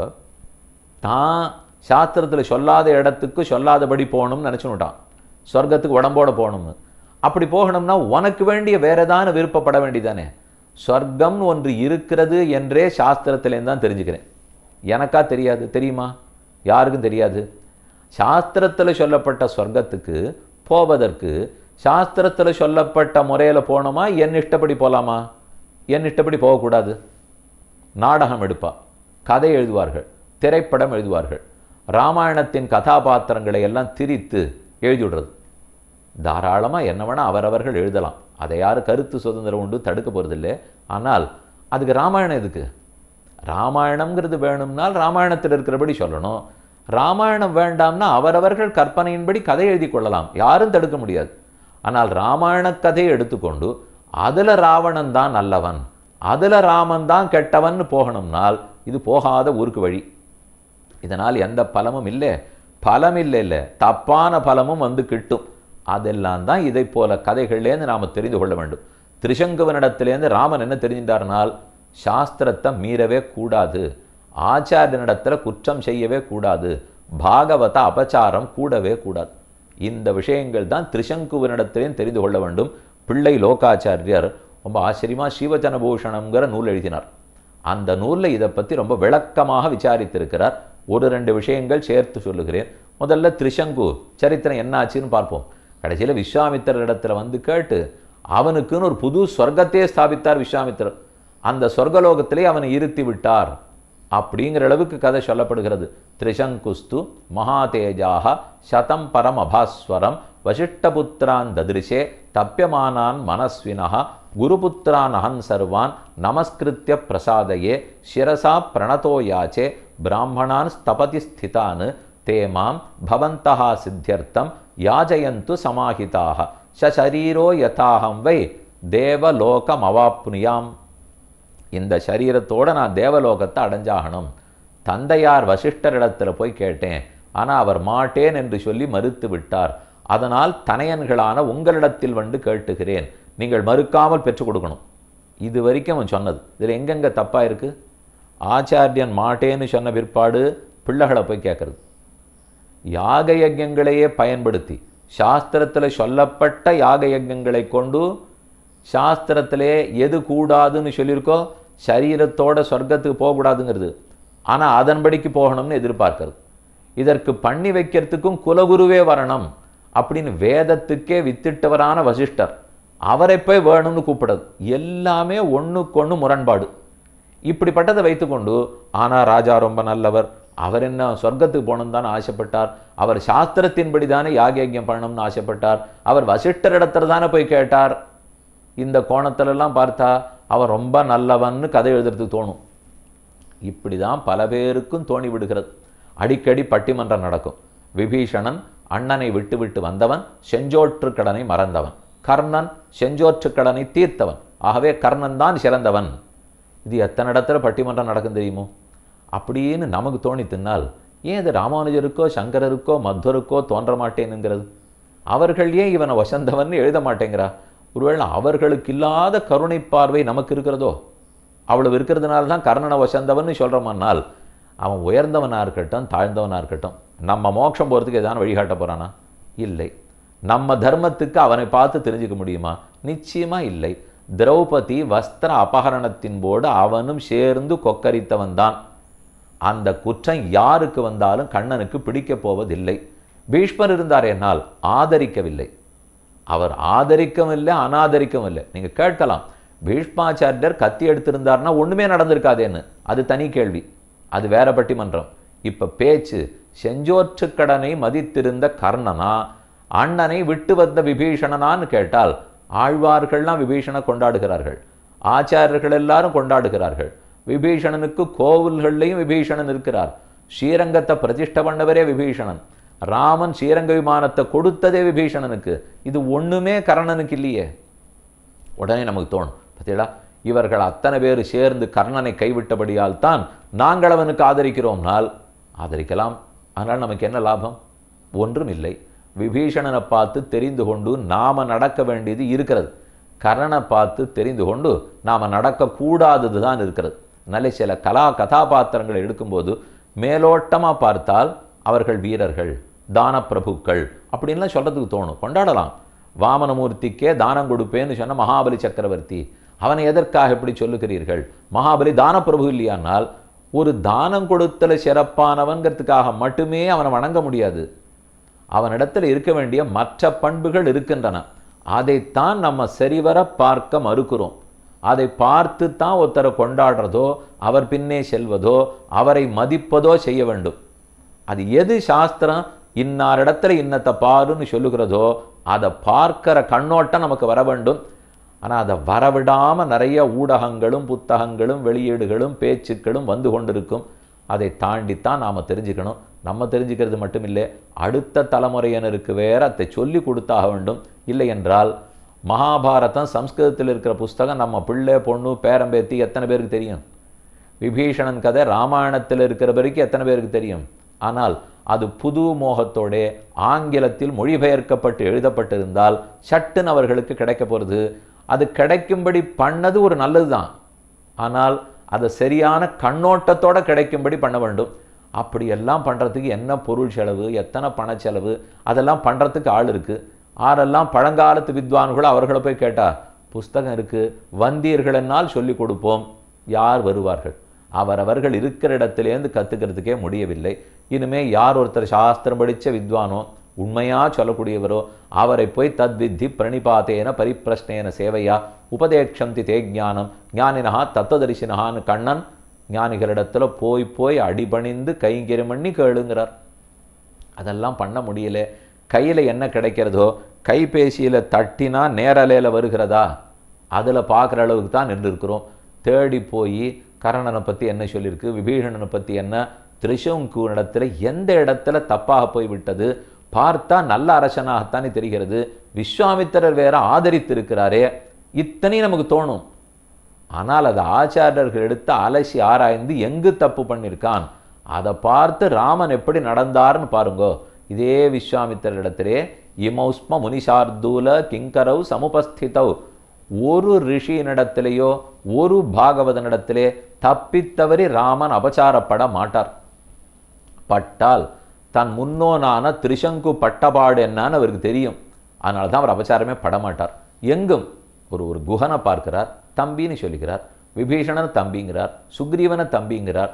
ராவணனாவே இருந்தாலும் ராவணனே வந்திருந்தாலும் ஏற்றுக்கொள்கிறேன் என்று தான் பேசுகிறார். ஒருத்தரிடத்துல இல்லை, தான் வீரன் தப்பு நடந்தது சண்டையிட்டார் அவ்வளவுதான் செய்வார். தவிர மற்றபடிக்கு இந்த ராஜாக்கள்லாம் அவருக்கு சொல்லி கொடுத்ததை வச்சுதான் செய்கிறார். இதுக்கு மேலே அவன் சொன்னது தான் ஒரு ஆச்சரியம். வேடிக்கைன்னு சொல்கிறதா இல்லை வேதனைன்னு சொல்கிறதா தெரியல. சசரீரோ யதாஹம் வை தேவலோகம் அவாப்புனியாம் பிரத்யாக்கியாதோ வசிஷ்டேன கதி மன்யாம் தபோதனாக குருபுத்தானுதே சர்வான் நாகம் பசியாமி காஞ்சன இக்ஷ்வாகூணாம் கி சர்வேஷாம் புரோதாக பரமாகதி. இக்ஷ்வாக்கு வம்சத்தில் பிறந்தவர்களுக்கெல்லாம் ஆச்சாரியன்தான் ஒரே கதி, குருதான் கதி. இதை வேற கடைசியில் சொல்லியிருக்கான். இப்போ நமக்கு சிரிக்கிறதா அடறதா தெரியாது. அந்த குரு தான் வாண்டான்னு சொல்லியிருக்காரு. நேர அவர் சொன்னதை மீறி பிள்ளைகள்கிட்ட போய் குருதான் கதி, ஆகவே நீங்கள் பார்த்து பண்ணி வைக்க வேணும்னால் இவன் விருப்பப்பட்டபடி போய் சேரணுங்கிறதுக்காக யாரையாவது பிடித்து அவர்களை கொண்டாடி போயிடலான்னு பார்க்குறான். இதை நம்ம பார்த்தா புரியாது. பார்த்தா இக்ஷ்வாகு வம்சத்தில் அவன் பிறந்திருக்கான், பெரியவனாத்தான் இருக்கணும், குரு கத்தின்னு சொல்கிறான். அவன் நம்ம கத்தின்னு வந்த உடனே என்ன வேணும்னா பண்ணி கொடுக்க வேண்டாமான்னால் அது எப்படி பண்ண முடியும்? சாஸ்திரம் சொன்னத்தை கேட்டதை பண்ணி கொடுக்கறது தான் குரு, தன் இஷ்டப்படி பண்ணி கொடுக்குறவரா? அதனால தான் இன்றைக்கும் வசிஷ்டருக்கு சிறப்பு, விஸ்வாமித்திரருக்கு அந்த சிறப்பு இல்லை. அதனால தான் வசிஷ்டர் வாக்கால பிரம்ம ரிஷின்னு வாங்குற வரைக்கும் விஸ்வாமித்திரரையும் ஒத்துக்கொள்ளவில்லை. தெற்கே வடக்கே மேற்கே பல இடங்களில் போய் அவர் தபசு பண்ணியிருக்கலாம். அத்தனையும் பண்ணின்னா பட்டம் பெற வேண்டியிருந்தது. என்ன சொன்னது, இக்ஷ்வாகூணாம் கி சர்வேஷாம் புரோதாக பரமாகதி தஸ்மாத் அனந்தரம் சர்வே பவந்தோ தெய்வத்தாம் மம. அதனாலே ஆச்சாரிய புத்திரர்களாக இருக்கிற நீங்கள் எல்லாரும் எனக்கு குரு, எல்லாரும் எங்களுக்கு தெய்வம், அதனாலே நீங்கள் தான் பண்ணி கொடுக்க வேண்டும் என்று திரிசங்கு கேட்கிறான். ததா திரிசங்கோர் வச்சனம் ஸ்ருத்வா குரோத சமன்விதம் ரிஷிபுத்திர சதம் ராம ராஜானமிதம் அப்ரவீத் பிரத்யாக்கியாசோசி துர்மேதா குருணா சத்யவாதினா தம் கதம் சமதிக்கிரமிய சாகாந்தரம் உபேயிவான். குருதான் எல்லாம், அவர் தான் தெய்வம்னு சொல்லிவிட்டு, அரசே நீ என்ன மாற்றி பேசுகிறாய்? அந்த குரு தானே உனக்கு கூடாதுன்னு நல்லது சொல்லியிருக்கார். அவர் பிள்ளைகளான எங்களிடத்திலே வந்து கேட்குறே இது உனக்கு நியாயமாகப்படுகிறதா என்று சொன்னார்கள். ஆனால் அவன் விட்டு கொடுக்கிறதா இல்லை. அந்யாம் கதிம் கமிஷ்யாமி ஸ்வஸ்திவோஸ்து தபோதனாக ரிஷிபுத்திராஸ்து தச்ருத்வா வாக்கியம் கோராபிசம்ஹிதம் அப்போ அவன் சொல்கிறான், நீங்களும் பண்ண மாட்டீர்கள் என்றால் நான் மற்றொருத்தரை பார்த்து கொள்கிறேன். வேற ஒருத்தரை பார்த்து அவர் மூலம் யாகத்தை பண்ணி நான் சரீரத்தோட சொர்க்கத்துக்கு போகிறேன்னால் அப்போ தான் நிஜமான அபச்சாரம். குரு சொன்னத்தை மீறி நடக்கிறச்சே குரு புத்திரர்கள் நல்லது சொல்கிறா. குரு புத்திரர்கள் சொன்னதையும் கேட்காமல் நான் வேற யாரையாவது வைத்து யஜ்யம் பண்ணி கொடுக்கிறேன்னால் அப்போ உனக்கு குருலாம் தெய்வம் இல்லை, உன் விருப்பம்தான் தெய்வம். அங்கே தானே பெரிய தவறு. அந்த தவறு நடந்ததற்குத்தான் திரிசங்குவை இத்தனை நாளும் தீயவன்னு சொல்லி கொண்டிருக்கிறோம். அவன் நல்லவனாகவே இருந்திருக்கட்டும், மற்றதெல்லாம் நல்லவனாக இருந்துட்டான், இந்த ஒன்று தானேனால் இந்த ஒன்று மற்ற நன்மைகளையெல்லாம் கெடுத்து விடும். சேபுகு பரமசங்கிருத்தாக சண்டாளத்தம் கமிஷ்யசி இத்யுக்த்வா தே மகாத்மானः விவிஷுகு ஸ்வம் ஸ்வம் ஆசிரமம் அதராத்திராம் ரதீதாயாம் ராஜா சண்டாளதாம் கதः நீலவஸ்திரதரோ நீலः புருஷோத்வஸ்தமூர்த்தஜः சித்யா சித்தியமால்யாங்கராகஸ்ய ஆயசாபரணோபவத். அப்போதே அவன் நிலை மாறிவிட்டது. உடல் கருத்தது. அவர் மார்பிலே போட்டு கொண்டிருந்த பூநூல் வாராக போய்விட்டது. அவருடைய ஆடை அலங்காரங்கள் எல்லாம் மாறிவிட்டன. அப்படியே மாறிவிட்டார். அத்தோட விஸ்வாமித்திரிடத்துல போகிறார். கிம் ஆகமன காரியந்தே ராஜபுத்திர மகாபல அயோத்தியாதிபதே வீர சாபாச் சண்டாளதாம் கதா சரீரோ திவம் யாயாம் இதிமே சௌமிய தரிசன தெய்வமேவ பரம் மன்யே பௌருஷந்து நிரர்த்தகரம் தெய்வானா ஆக்கிரமியதே சர்வம் தெய்வம் ஹி பரமாகதி நான்யாம் கதிம் கமிஷ்யாமி நானியச்சரணமஸ்தி மே தெய்வம் புருஷகாரேண நிவர்த்தயித்து மர்ஹசி. விஸ்வாமித்திரிடத்தில் போய் கேட்டான், எனக்கு உம்மை விட்டா இப்போ எந்த கதியும் இல்லை, நான் தெய்வத்தை நம்பி வந்திருக்கிறேன், சொர்க்கம் போக ஆசைப்படுகிறேன், என்னிடத்தில் என்ன குற்றங்கிறான். பேசறச்செல்லாம் இனிக்கி பார்த்தீங்களா? இந்த இனிப்பான பேச்சை வச்சு தான் மயங்கி படுவோம். ஆனால் இது எல்லாமே யாமிமாம் புஷ்பிதாம் வாச்சம் பிரவதந்தி அவிபஷிதாக வேதவாதரதாக பார்த்த நான்யதஸ்தீதி வாதினா. வேதத்தின் வழியாக யாகம் பண்ணணுங்கிறான். ஆனால் அவன் சொல்கிறதே, இது வரைக்கும் நான் 100 யாகம் பண்ணியிருக்கேன், ஒன்றுமே பயன் தரவில்லை. அந்த மாதிரி இல்லாமல் பயன் தரக்கூடிய வகையில் என்னை சொர்க்கத்துக்கு அனுப்பணும். இவருக்கு வேணும்னா சொர்க்கத்துக்கு போகிறதுக்கு வேற ஏதாவது வழி தேடிக்க வேண்டியதானே. சாஸ்திரத்தையே பிடித்து கொண்டு அந்த சாஸ்திரத்தின் வழி வாழுகிற ரிஷிகளையும் பற்றி கொண்டு, ஆனால் அந்த சாஸ்திரத்தின் வழியல்லாத பலம் வேணும்னு கேட்டால் அதான் குற்றமாக போச்சு. இந்த குற்றம் பாகவத அபச்சாரமாக போய்விட்டது. இதை சுவாமி பிள்ளலோகாச்சாரியர் விசாரிக்கும் போது, திரிசங்குவை போலே கர்மச்சண்டாளனானால் மார்பிலிட்ட யஜ்ஞோபவீதந்தானே வாராய்விடும். பிறப்பால யாராவனா நம்ம இருந்துட்டு போகலாம், அதனால இல்லை. ஆனால் நம்முடைய நடத்தையால் தப்பாயிடக்கூடாது. இப்போ இவனுக்கு நடத்தை தானே தப்பாக போயிடுச்சு. பிறப்பு எப்படி இருக்கட்டும், அவன் சத்திரியனாக பிறந்திருக்கட்டும், யாராவனா பிறந்திருக்கட்டும், அது எப்படி பிறந்தவனாக இருந்தாலும் பகவானுக்கு ஒன்று தான் ஆசை. சாஸ்திரத்தில் சொல்லப்பட்டபடி பக்தியோடு இருந்தாயானால் நீ சிறந்தவன். இல்லை என்றால் அனாச்சாரான் துராச்சாரான் அஜ்ஞாத்ரீனு ஹீன ஜன்மனஹா மத் பக்தான் ஸ்ரோத்ரியோ நிந்தன்னு சத்ய சண்டாளதாம் விரஜேது.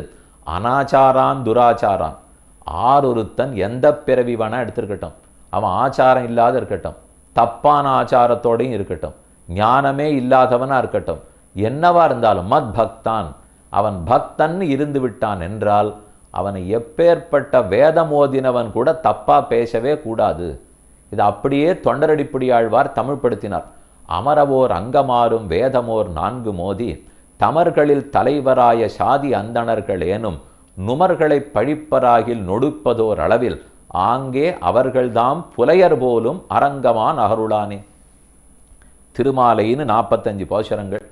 திருமாலை அறியாதார் திருமாலையே அறியாதார்னு சொல்றது உண்டு. திருமாலை தெரியலென்னால் ஸ்ரீமன் நாராயணனையே தெரிந்து கொள்வதற்கு முடியாது. அப்பேற்பட்ட அழகான 45 பாட்டு அவசியம் எல்லாரும் கேட்கணும்.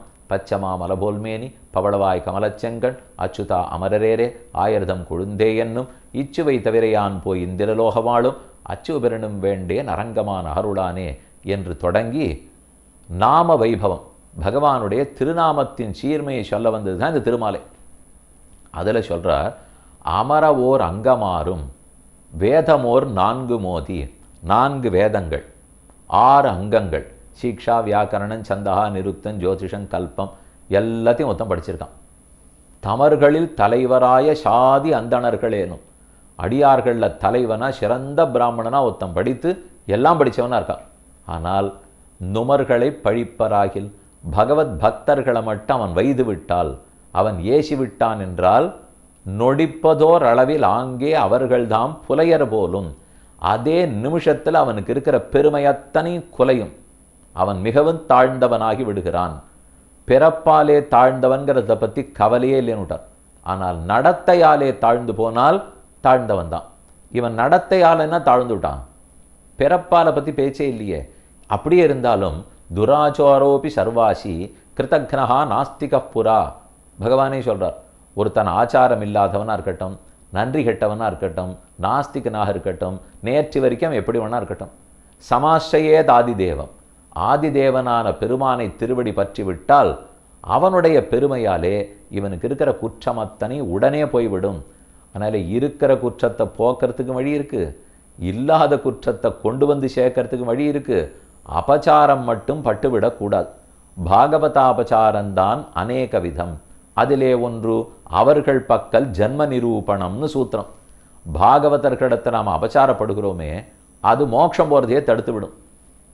அதனால தான் ராமன் என்னைக்கும் ரொம்ப ஜாகிரதையாக இருப்பார். பாகவத அபச்சாரம் மட்டும் பட்டுவிடவே மாட்டார். அதை எவ்வளவு தூரம் பார்த்துக்கலாம்னால், விபீஷணிடத்திலேருந்து புறப்படுறார், யுத்தம் முடிந்தது, ராவணன் மாண்டு போனான், எல்லாரும் கிளம்புறார், புஷ்ப விமானம் வந்து விட்டது, உடனே போனோம். ஏன்னா பரதன் வச்சிருக்கிற கெடு முடிய போகிறது. 14 ஆண்டுகள் முடிந்தவுடன் சதுர்தசேகி சம்பூர்ணே வருஷேகணி ரகுத்தம, இது அவனே சொல்கிறான்.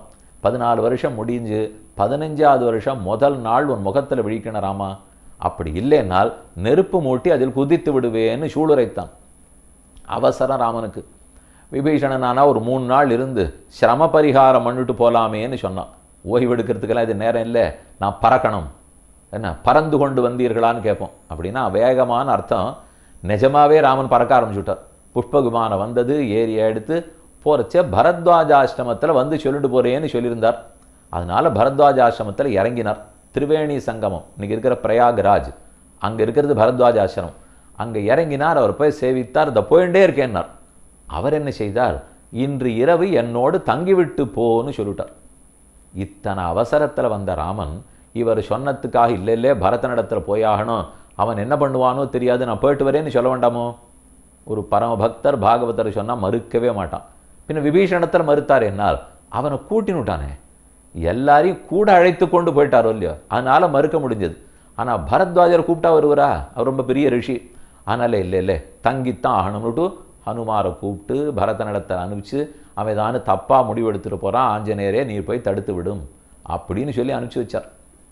இதுக்கு சொல்ல வந்தேன், எந்த இடத்துலையுமே ராமன் பாகவதர்களிடத்தில் அபச்சாரப்பட மாட்டார். தன்னை வேணும்னா இழுத்து மாற்றிப்பறே தவிர அவர்களிடத்தில் பட்டுவிட மாட்டார். அது தெரிஞ்சின்றதெல்லாம் திரிசங்கு இடத்துல தான். சரீரோ திவம் யாயாம் இதுமே சௌமிய தரிசன, இந்த சரீரத்தோடு நான் சொர்க்கத்துக்கு போகணும் தான் எனக்கு விருப்பம். விஸ்வாமித்திரரே அதை நீர் நடத்தி கொடுக்க வேணும்னு சொல்ல, அனேன சக ரூபேண சரீரோ கமிஷ்யசி சர்வான் சிஷ்யான் சமாஹூய வாக்கியமேத துவாச்சக. தன்னுடைய சிஷ்யர்களை எல்லாம் கூப்பிட்டார். நீங்கள் போய் எல்லா மகர்ஷிகளுக்கும் அழைப்பு விடுங்கோள், எல்லாரும் வரணும், அவர்களை வைத்து கொண்டு நான் யாகம் பண்ண போகிறேன், இவனை கொண்டு போய் சொர்க்கத்தில் அமர்த்தி ஆகணும், தேவர்கள் வந்து ஹவிர்பாகத்தை வாங்கித்தான் ஆகணும். இதெல்லாம் நடக்க போகிறதா? யாருக்காகவோ சரீரத்தோடு கொண்டு போய் வசிஷ்டரே முடியாதுன்னு சொல்லிட்டார். பிள்ளைகளெல்லாம் சாபம் போட்டிருக்கா. இனிமே இவன் பிடிவாதத்துக்காக இவர் யஜ்யம் பண்ணி கொண்டு போய் வச்சிட முடியுமா? ஆனால் அவர் விடலை பண்ணார். ஆனாலே ஸ்வமாம்ச நிகதாகாரா முட்டிகாநாம நிர்கிருணாக தூஷிதாக சர்வலோகேஷு நிஷாதத்வம் கமிஷதி பிராணாதிபாத அதிரதா நிரனுக்ரோஷதாம் கதா. இதெல்லாம் பெரிய பாபம், இப்படி செய்வது கூடாது. சரீரத்தோட சொர்க்கத்துக்கு போகிறேன்னு ஒரு ஆசைப்பட்டா நீர் செய்யலாமான்னு சொல்லி பார்த்தா. ஆனால் விஸ்வாமித்திரருடைய கோபம் நம்மளை என்ன பண்ணுமோ அப்படிங்கிறதுக்காக பெசாமல் இருந்துட்டார்கள். சரீரத்தோடு இவர் யாகம் பண்ணி சொர்க்கத்துக்கு அனுப்பிச்சுட்டார். இவனும் சொர்க்கத்து பக்கம் போயிட்டான். ஆனால் இந்திரன் அதை பிடிச்சு தடுத்து தள்ளுறான். சொர்க்கலோகம் கதம் திருஷ்டுவா திரிசங்கும் பாகசாசனா சகசர்வைகி சுரகணைகி இதம் வச்சனம் அப்ரவீத் திரிசங்கோ கச்சபூயஸ்துவம் நாசி ஸ்வர்கிருத்தாலயா. நீர் பண்ணியிருக்கிற யஜ்யத்தினாலாம் சொர்க்கத்துக்கு வர முடியாது. சரீரத்தை விட்டுட்டு முதல்ல அதுக்கு சாதனமாக ஜோதிஷ்டோமங்கிற யாகம் இருக்குது, அதை பண்ணி யாரும் சொர்க்கத்துக்கு போகலாம். ஆனால் இந்த சரீரத்தோடு போக முடியாது. அது அதற்குன்னு உண்டான சரீரத்தில் அங்கே இருக்கிறபடிக்கு இருக்க வேண்டும். இவனுக்கு விபரீத ஆசையாகிவிட்டது. அதனால இந்திரன் பிடிச்சு தள்ளினான். ஏவ முக்தா மகேந்திரேண திரிசங்குர் அபதத் புனः ரோஷமாஹாரயத் தீவிரம் திஷ்ட திஷ்டேதி சாப்ரவீத் ரிஷிமத்தியேச தேதஸ்வி பிரஜாபதி ரிவாபரः சிருஷ்ட்வா நக்ஷத்திரவம்சஞ்ச குரோதேன கலுஷீகிருதः அன்னமிந்திரம் கரிஷ்யாமி லோகோவாஸ்யாத் அனிந்திரகः. அப்போது இவர் கோபம், அவன் தலகுப்புற இந்திரலோகத்திலேருந்து விழ பார்த்தானா, திஷ்ட திஷ்ட நில்லு நில்லு அப்படின்னு இங்கிருந்து கை காட்டி அவன் அப்படியே நிறுத்தினார். அவன் தலகுப்புற நிற்கிறான். இந்த பக்கத்தில் இந்திரன் வேணும்னு நட்சத்திர மண்டலத்தெல்லாம் புதுசாக உருவாக்கினார். இவனுக்குன்னு ஒரு சொர்க்கத்தையும் தனியாக கல்பித்தார். அந்த சொர்க்கலோகத்தில் இவன் இருப்பான். சப்தரிஷிகளும் இவனை தொடர்வார்கள். ஒன்று இதை ஒத்துக்கிறதுனா ஒத்துங்கோ, இல்லை நான் புது இந்திரன் படைப்பேன், இல்லை உலகத்தை இந்திரனே இல்லாத ஆக்கி விடுவேன் அப்படின்னு கோபத்தில் பேச ஏது செய்வதுன்னு புரியாமல் வேற வழியற்று போய், சரி அந்த இந்திரலோகம் அப்படி இருக்கட்டும், அந்த இந்திரனை போன்ற ஒரு லோகம் இது இருப்பதாக இருக்கட்டும் என்ற அந்த ரிஷிகளெல்லாம் ஒத்துக்கொண்டார்கள்னு சரித்திரம் முடிக்கிறார். ஏவம் பவது பத்ரந்தே திஷ்டன் துவேதானி சர்வசா ககனேதான் நனேகானி வைஸ்வானரபதாத் பகிஹி அவாக்ஷிரா திரிசங்குஷ்ச திஷ்டத் தமரசன்னிபா ஜக்முர்யதாகதம் சர்வே யஜ்ஞஸ்யாந்தே நரோத்தம. இப்படி ஒரு யஜ்ஞம் நடந்தது. ஆகவே ராமா, திரிசங்குவனிடத்திலேருந்து தெரிஞ்சுக்க வேண்டியது நிறைய உள்ளது, அறிந்து கொள்வாய் அப்படின்னு ராமன் சொன்னார்ங்கிறது ஆச்சரியமான சரித்திரம். இது திரிசங்கு நடந்தது என்ன அப்படிங்கிறத பற்றினது. இனி அடுத்தது நாம் பார்க்க வேண்டியது சகர மன்னவனுடைய சரித்திரம். அது என்ன சொல்கிறது அப்படின்னு முதல்ல 2-3 வரிகள் விஷ்ணு புராணத்திலேருந்து சொல்கிறேன். அதுலேருந்து அப்புறம் சகரனுடைய சரித்திரம் பார்ப்போம். அதாவது முன்னாடி சொல்கிறேன் திரிசங்குனுடைய சரித்திரம் முடிந்து உடனே ஹரிச்சந்திர சரித்திரம். அந்த சரித்திரம் சொல்லும்போது ஹரிச்சந்திரன் இக்ஷ்வாகு வம்சத்தில் ராஜாவாக இருந்தார். சிறந்த மன்னனாக ஆண்டு கொண்டு வந்தார். ஆனால் ஏதோ தேவையில்லாமல் மறுபடியும் இதே விஸ்வாமித்திரரோட தான் அவருக்கு வந்த வம்பு. இவர் நல்லது பண்ணுறாரா, விஸ்வத்துக்கு மித்திரராக இருக்காரா, இல்லை விஸ்வத்துக்கே அமித்திரராக இருக்காரான்னு சொல்கிற அளவுக்கு சந்தேகப்பட வேண்டியிருக்கு. விஸ்வத்துக்கு மித்திரராகத்தான் இருக்க வேண்டும். ஆனால் அவர் தன்னுடைய கீழ்காலத்தில் பிரம்மரிஷி ஆக வேணுங்கிறதுக்காக பட்டபாடு தான் இது இத்தனையுமே. ஹரிச்சந்திரன் தாராமத்தின்னு அவனுக்கு பேர் சொல்லுவா, இல்லை சந்திரமத்தின்னு அவருடைய தர்மபத்தினிக்கு பேர். 2 பேருக்கும் கல்யாணம் நடந்தது. ஹரிச்சந்திரன் வாழ்ந்து வந்தான். ஒரு நாள் அவன் ஒரு இடத்தில் செல்லும்போது விஸ்வாமித்திரர் காட்டில் தவம் புரிந்து கொண்டிருந்தார். அந்த காட்டில் இருக்கிற தபஸை கலைக்கணுங்கிறதுக்காக பெண்களெல்லாம் சுற்றி இருந்தார்கள். ஏதோ ஒரு பெண்ணினுடைய அழுகுரல் கேட்டது. ஹரிச்சந்திரன் அங்கே உள்ளே போயிட்டான். போனதுக்காக விஸ்வாமித்திர இடத்துல அபச்சாரப்பட்டு விட்டான். நீரே நீங்கள் குறுக்க வந்தாய். அந்த பெண் அழுகுரலை கேட்டு பெண்ணை காப்பாற்றுறதுக்காக போனான். இல்லை, அது வேணும்னு மாயா பண்ணுகிறார்கள் விஸ்வாமித்திரர் சொன்னார். இவன் கேட்கல. அந்த பெண்ணை ரட்சிக்கிறதுக்காக இவரை எதிர்க்க போக இவர் கோவம் வந்தது. அதுக்கப்புறம் தான் ஹரிச்சந்திரனுக்கு உண்மை புரிந்தது. நான் தப்பு பண்ணிட்டேன், மன்னித்தருள வேண்டும்னால் எனக்கு தட்சிணை கொடு. நீ யாகம் பண்ணணும், யஜ்ஞம் பண்ணணும், எல்லாம் செய்றியே, எனக்குரிய தட்சிணையை கொடுப்பாய்னா என்ன கொடுக்கணும் கேளும் தரேன்னா. அவர் சிலதெல்லாம் கேட்க இவனுக்கு அந்த அளவு கொடுக்க முடியல. ராஜ்யத்தை எழுதி வச்சுட்டான். அத்தோட போராது, இன்னும் சொத்து வேணும்னு சொன்னதுக்காக காசிப்பட்டினத்துக்கு போனான். தன்னை, தன் மனைவியே, தன் பிள்ளைய இவர்களை வித்துட வேண்டிதான். ஆனால் தன்னை வித்துவிட்டா தான் இன்னொருத்தருக்கு அடிமையாகப்படுவோம். அதனால் மனைவி பிள்ளை 2 பேரையும் ஒருத்தரிடத்தில் அடமானம் வைத்து காசியில் அவரிடத்துலேருந்து பணம் வாங்கி அதையும் விஸ்வாமித்திரிடத்தில் கொடுக்க இன்னும் போராதுன்னார். சரின்னு அந்த ஊர்லேருந்து போய் மற்றொரு இடத்துல தன்னை அடமானம் வைத்து, அது ஸ்மசான பூமி, அந்த இடத்துல தான் வேலைக்கு போகிறேன்னு ஒத்துக்கொண்டு அவரிடத்துலேருந்து பணம் வாங்கி இவருக்கு கொடுத்து அங்கேயும் இருந்து கொண்டு கைங்கரம் வேண்டு வந்திருக்கான். இப்படி பல இடங்கள்லையும் சத்தியத்தை மட்டும் விட்டே கொடுக்க மாட்டேன், சத்தியத்தின்படி தான் தான் வாழ்வேங்கிறதுக்காக ரொம்பவே பட்டான். கடைசியாக அந்த நாட்டில் இருந்து இவர் ஸ்மசானத்தில் வேலை பார்த்துன்னு இருக்கிறச்சேவே மனைவி காசி தேசத்தில் தானே கொடுத்தார். அதனால் மனைவி அவருடைய பிள்ளைகள் இருந்து பிள்ளைய காட்டில் ஒரு பாம்பு கடிச்சிது. பாம்பு கடிச்சிட்டா அவன் போயிட்டான். அது லோகிதாக்ஷனை அழைச்சி இங்கே வந்து இதே இவர் எந்த இடத்துல ஸ்மசான பூமியில் வேலை பார்த்துட்டு இருக்காரோ அங்கேயே அந்திம கிரியைகளுக்காக எரிப்பதற்காக கொண்டு ஒத்தருக்கொத்தர் யாருன்னு தெரிய வந்து, என் உயிரே நான் கொன்னுக்க வேண்டியதுதான், நானே என் ஆத்மஹத்தி, நான் என்னை தற்கொலை செய்து கொள்ளுகிறேங்கிற அளவுக்கு ஹரிச்சந்திரன் போனான். அப்புறம் எடுத்து சொல்லி அதெல்லாம் வேண்டாம் அப்படின்னு ஆக்கி இந்த பிள்ளையை சித்தையில் மூட்டி அவனை எரிக்க போகிற சமயம் நல்ல வேளை அங்கே யார் இருந்து ஸ்மசான பூமியை பார்த்துட்டு இருந்தாரோ அவர் சொன்னது, யாராக இருந்தாலும் சரி கையில் பணம் வாங்கினா தான் இந்த இடத்துல எரிக்கலாம், வசூல் பண்ணுன்னார். மனைவி என்கிட்ட ஒன்றுமே இல்லைன்னு சொல்கிறா. இடுப்பில் கட்டின்னு இருக்கிற புடவை மட்டும்தான் இருந்தது. சரி அத்தையே கிழித்து கொடுக்குறேன் அப்படின்னு கிழிக்க போக அந்த சமயம் அந்த ஸ்மசானத்துக்காரர் வந்தார். நான் தான் யமதர்மராஜன் தர்ம தேவதே, கவலைப்படாதே, உன்னை பரீட்சிப்பதற்காக வந்தேன், இனிமே உனக்கு ஒரு ஆபத்தும் இல்லை, சத்தியத்துக்காக இவ்வளவு தூரம் நீ நின்று போராடி இருக்கிறாய் அப்படின்னு ஹரிச்சந்திரன் இடத்துல சொன்னார். இந்த சரித்திரம் நீங்கள் நிறையவே கேள்விப்பட்டிருப்பீர்கள். நான் அடியே புதுசாக சொல்வதற்குன்னு ஒன்றுமில்லை. ஹரிச்சந்திர சரித்திரம் நாடகமாக பார்த்துருக்கலாம், நீங்கள் எல்லாரத்தை புஸ்தகமாக கூட படித்திருப்பீர்கள், அதை ஞாபகப்படுத்தி கொள்க. ஆனால் இப்போ நம்ம தெரிஞ்சுக்க வேண்டியது, ஹரிச்சந்திரனிடத்திலேருந்து ராமன் தெரிந்து கொண்டது சத்தியம், சத்தியம், புனசத்தியம். சத்தியத்தோடு எப்படி இருக்க வேணும்னு புரிந்து கொண்டார். அதனால தான் சத்தியேன லோகாஞ்சயதி தீனான் தானேன ராகவா குருன் சுஷ்ரூஷையா தனுஷாயுதி சாத்திரவான்னு ஒரு ஸ்லோகம். ராமன் யாரை எதது கொண்டு வெற்றி பெறுகிறார்னு இது சொல்லுகிறது. சத்தியேன லோகாஞ்சயதி, தன்னுடைய சத்திய வாக்கியத்தாலே உலகத்தையெல்லாம் ஜெயிக்கிறார். அனுதன்னோக்த பூர்வம் மே நசவக்ஷேகதாச்சனன்னு ராமனே சொல்லுகிறார். நான் முன்னாலும் பொய் பேசியதில்லை, பின்னாலும் பொய் பேசப்போவதில்லை, இப்போதும் பேசியதில்லை. ஏன்னா லக்ஷ்மண ராமன் சொல்றது தர்மோஹி பரமஹா லோகே தர்மே சத்தியம் பிரதிஷ்டிதா. தர்மந்தான் உலகத்திலே சிறந்தது, தர்மத்தில் சத்தியம் நிலை பெற்றிருக்கிறது, ஆகவே சத்தியத்தை மீறி எதையும் செய்ய மாட்டேன். இதை யாரிடத்திலேருந்து கத்துண்டார்? ஒரு பொய்யை கூட சொல்ல மாட்டேன் ஹரிச்சந்திரன் வாழ்ந்தார் இல்லையா, அவருடைய சரித்திரத்திலேருந்து ராமன் சத்தியத்தை தெரிந்து கொண்டார். சத்தியேன லோகாஞ்சயதி தீனான் தானேன ராகவா. இந்த லோகம் லீலா விபூதி வைகுந்தம்ங்கிற நித்திய விபூதி ரெண்டு லோகங்களையும் ராமன் சத்தியத்தினாலேயே ஜெயித்து விட்டிருக்கிறான் என்றும் சொல்லுகிறார்கள். நாளை ஹரிச்சந்திர சரித்திரத்திலேருந்து ராமன் சத்தியம் கற்றுக்கொண்டார். அவர் பிள்ளை அதுக்கப்புறம் லோகிதாக்ஷன், அவனுடைய சரித்திரம் பார்த்தோம். அந்த வரிசையிலே பாகுன்னு ஒருத்தர் பிறந்தார். ததோ விருகஸ்ய பாகு யோசௌ ஹைஹய தாளஜங்காதிபிகி பராஜிதா அந்தர்வந்தியா மகிஷ்யா சஹவனம் பிரவிவேஷ தஸ்யாச்ச சபத்ன்யா கர்ப்பः கர்ப்பஸ்தம்பனாய கரோ தத்தः தேனாஸ்யா கர்ப்பः சப்தவர்ஷாணி ஜఠர ஏவ தஸ்தௌ சச்ச பாகு பிருகத் பாவாத் ஔர்வாஸ்ரம சமீபே மமார.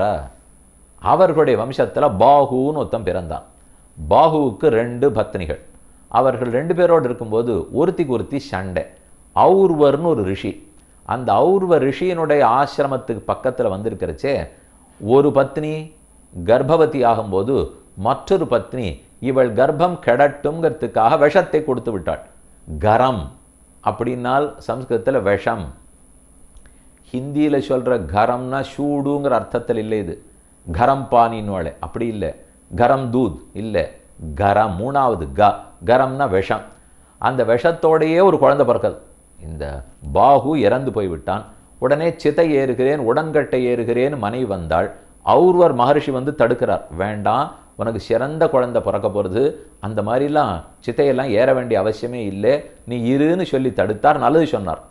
அவளும் இருந்தாள். பல நாட்கள் கர்ப்பம் தரித்த பிற்பாடு குழந்தை பிறக்கிறது. அவனுக்கு சகரன்னு பேர். ஏன்னால் பிறக்கும்போது கர்ப்பத்திலிருந்து விஷத்தோடு சேர்ந்தே பிறந்தானோ இல்லையோ, விஷம் வைக்கப்பட்டிருக்கு, அந்த கர்ப்பத்திலேருந்தே பிறந்ததுனால அவனுக்கு சகரன்னு பேர் வந்தது. ஜாத கர்மாதி கிரியா நிஷ்பாத்திய சகர இது நாம சகார கிருத்தோபநயனம் சைனம் ஔர்வோ வேதசாஸ்திராண்யசேண்யஸ்திரம் சாக்னேயம் பார்கவாக்கியம் அத்தியாபயாமாச உற்பன்ன புத்திஷ்ச ச மாதரம் அப்ரவீத். அவனுக்கு மெதுவே நினைவாற்றல் வந்த உடனே, சற்று குழந்தைக்கு வயசு வருது, அந்த ஆற்றல் வந்த உடனேயே தன்னுடைய தாயார் இடத்துல கேட்கிறான், நாம் ஏன் காட்டில் இருக்கோம், ஏன் நாட்டில் இல்லை, நம்ம ஏன் தனித்து விடப்பட்டிருக்கோம், அப்பா எங்கே அப்படிலாம் சகரன் கேட்க ஆரம்பிச்சான்.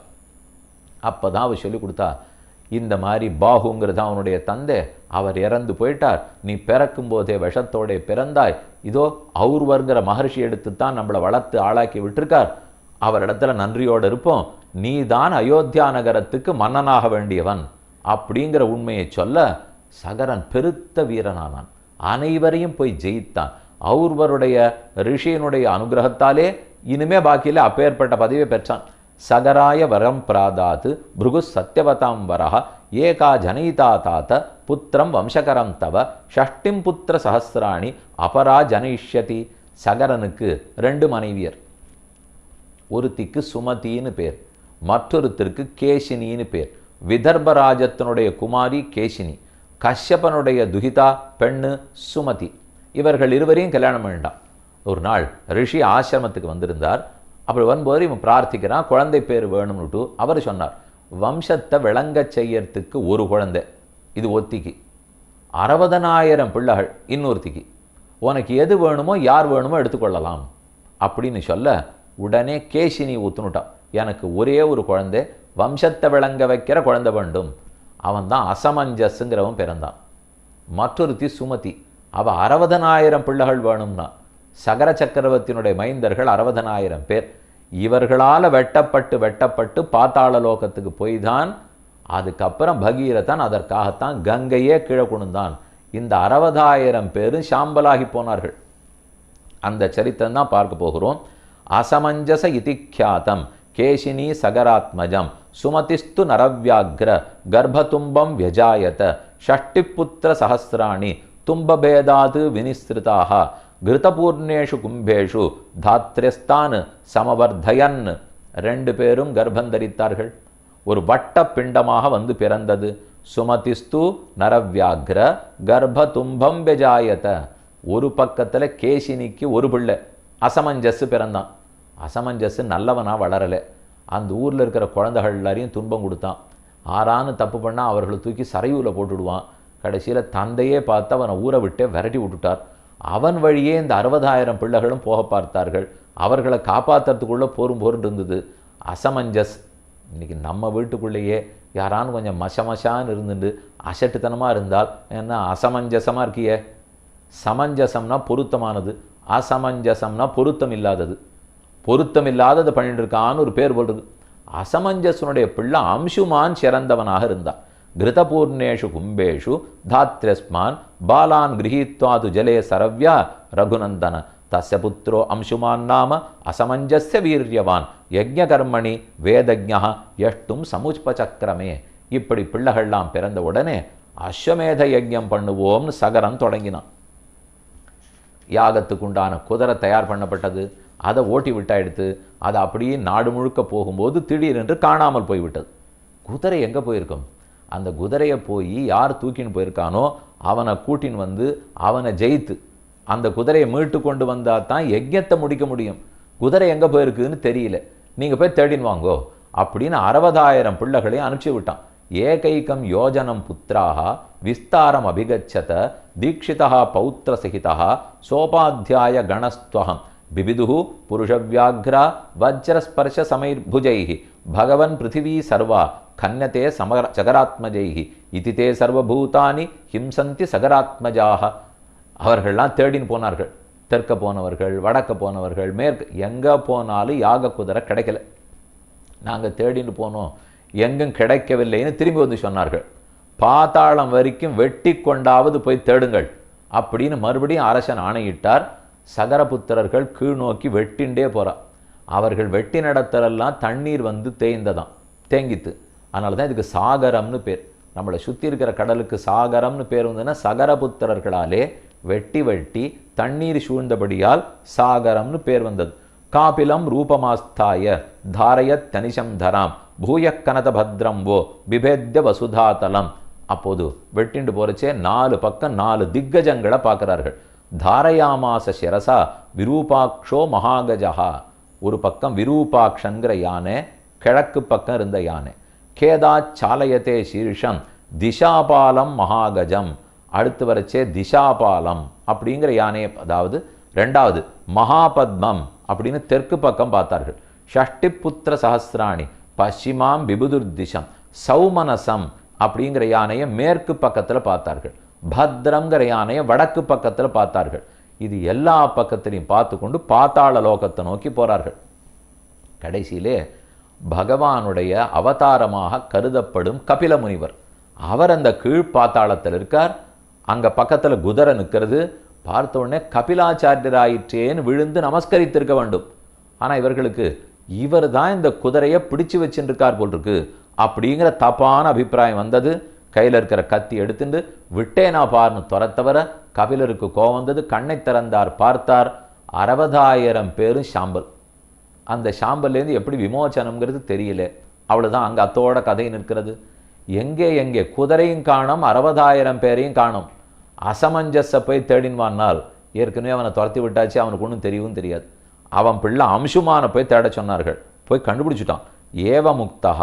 ஏவமுக்தோ அம்சுமான் சமயக்கு சகரேண மகாத்மனா ஆசம்பஜச கிருதார்த்தஸ்தம் சஹஸ்வஹ சீக்கிரமேஷ்யசி பூஜ்யமானம் மகாதேஜா திசாகஜம் அபஷ்யத. அம்சுமான் தேடிண்டு போகிறான். போகும்போது இந்த 4 ஆணைகளையும் பார்த்தான், தேவர்களையும் பார்த்து இதுதான் நடந்ததுன்னு தெரிந்து கொண்டான். நேர போய் கபிலரை வணங்கினான். சரி, நீ வந்திருக்கே, நல்லதாத்தான் வந்திருக்கே, இந்த யானை, இந்த நிற்கிற குதிரையை எடுத்துன்னு போயிடு, இந்த குதிரையை எடுத்துன்னு போய் யஜ்ஞத்தை முடித்துக்கொள். ஆனால் இந்த 60,000 பேருக்கும் சாப விமோசனம். கபிலர் சாபமிட்டதுனால தானே சாம்பலாக கிடக்கிறார்கள். அதற்கு வழியினால் ஆகாசத்தில் ஓடிட்டு இருக்கிற கங்கை கீழோகத்துக்கு வந்து அந்த புனித தீர்த்தத்தால் தெளிக்கப்பட்டு நனைக்கப்பட்டால்தான் இவர்களுக்கு சாப விமோசனம் அப்படின்னு ரிஷி சொன்னார். வேறு வழி இல்லை. இவனும் திரும்பி வந்துட்டான். அம்சுமான் குதிரையை மீட்டு கொண்டு திரும்பி வந்தான். அம்சுமானுக்கு பிள்ளை திலீபன்.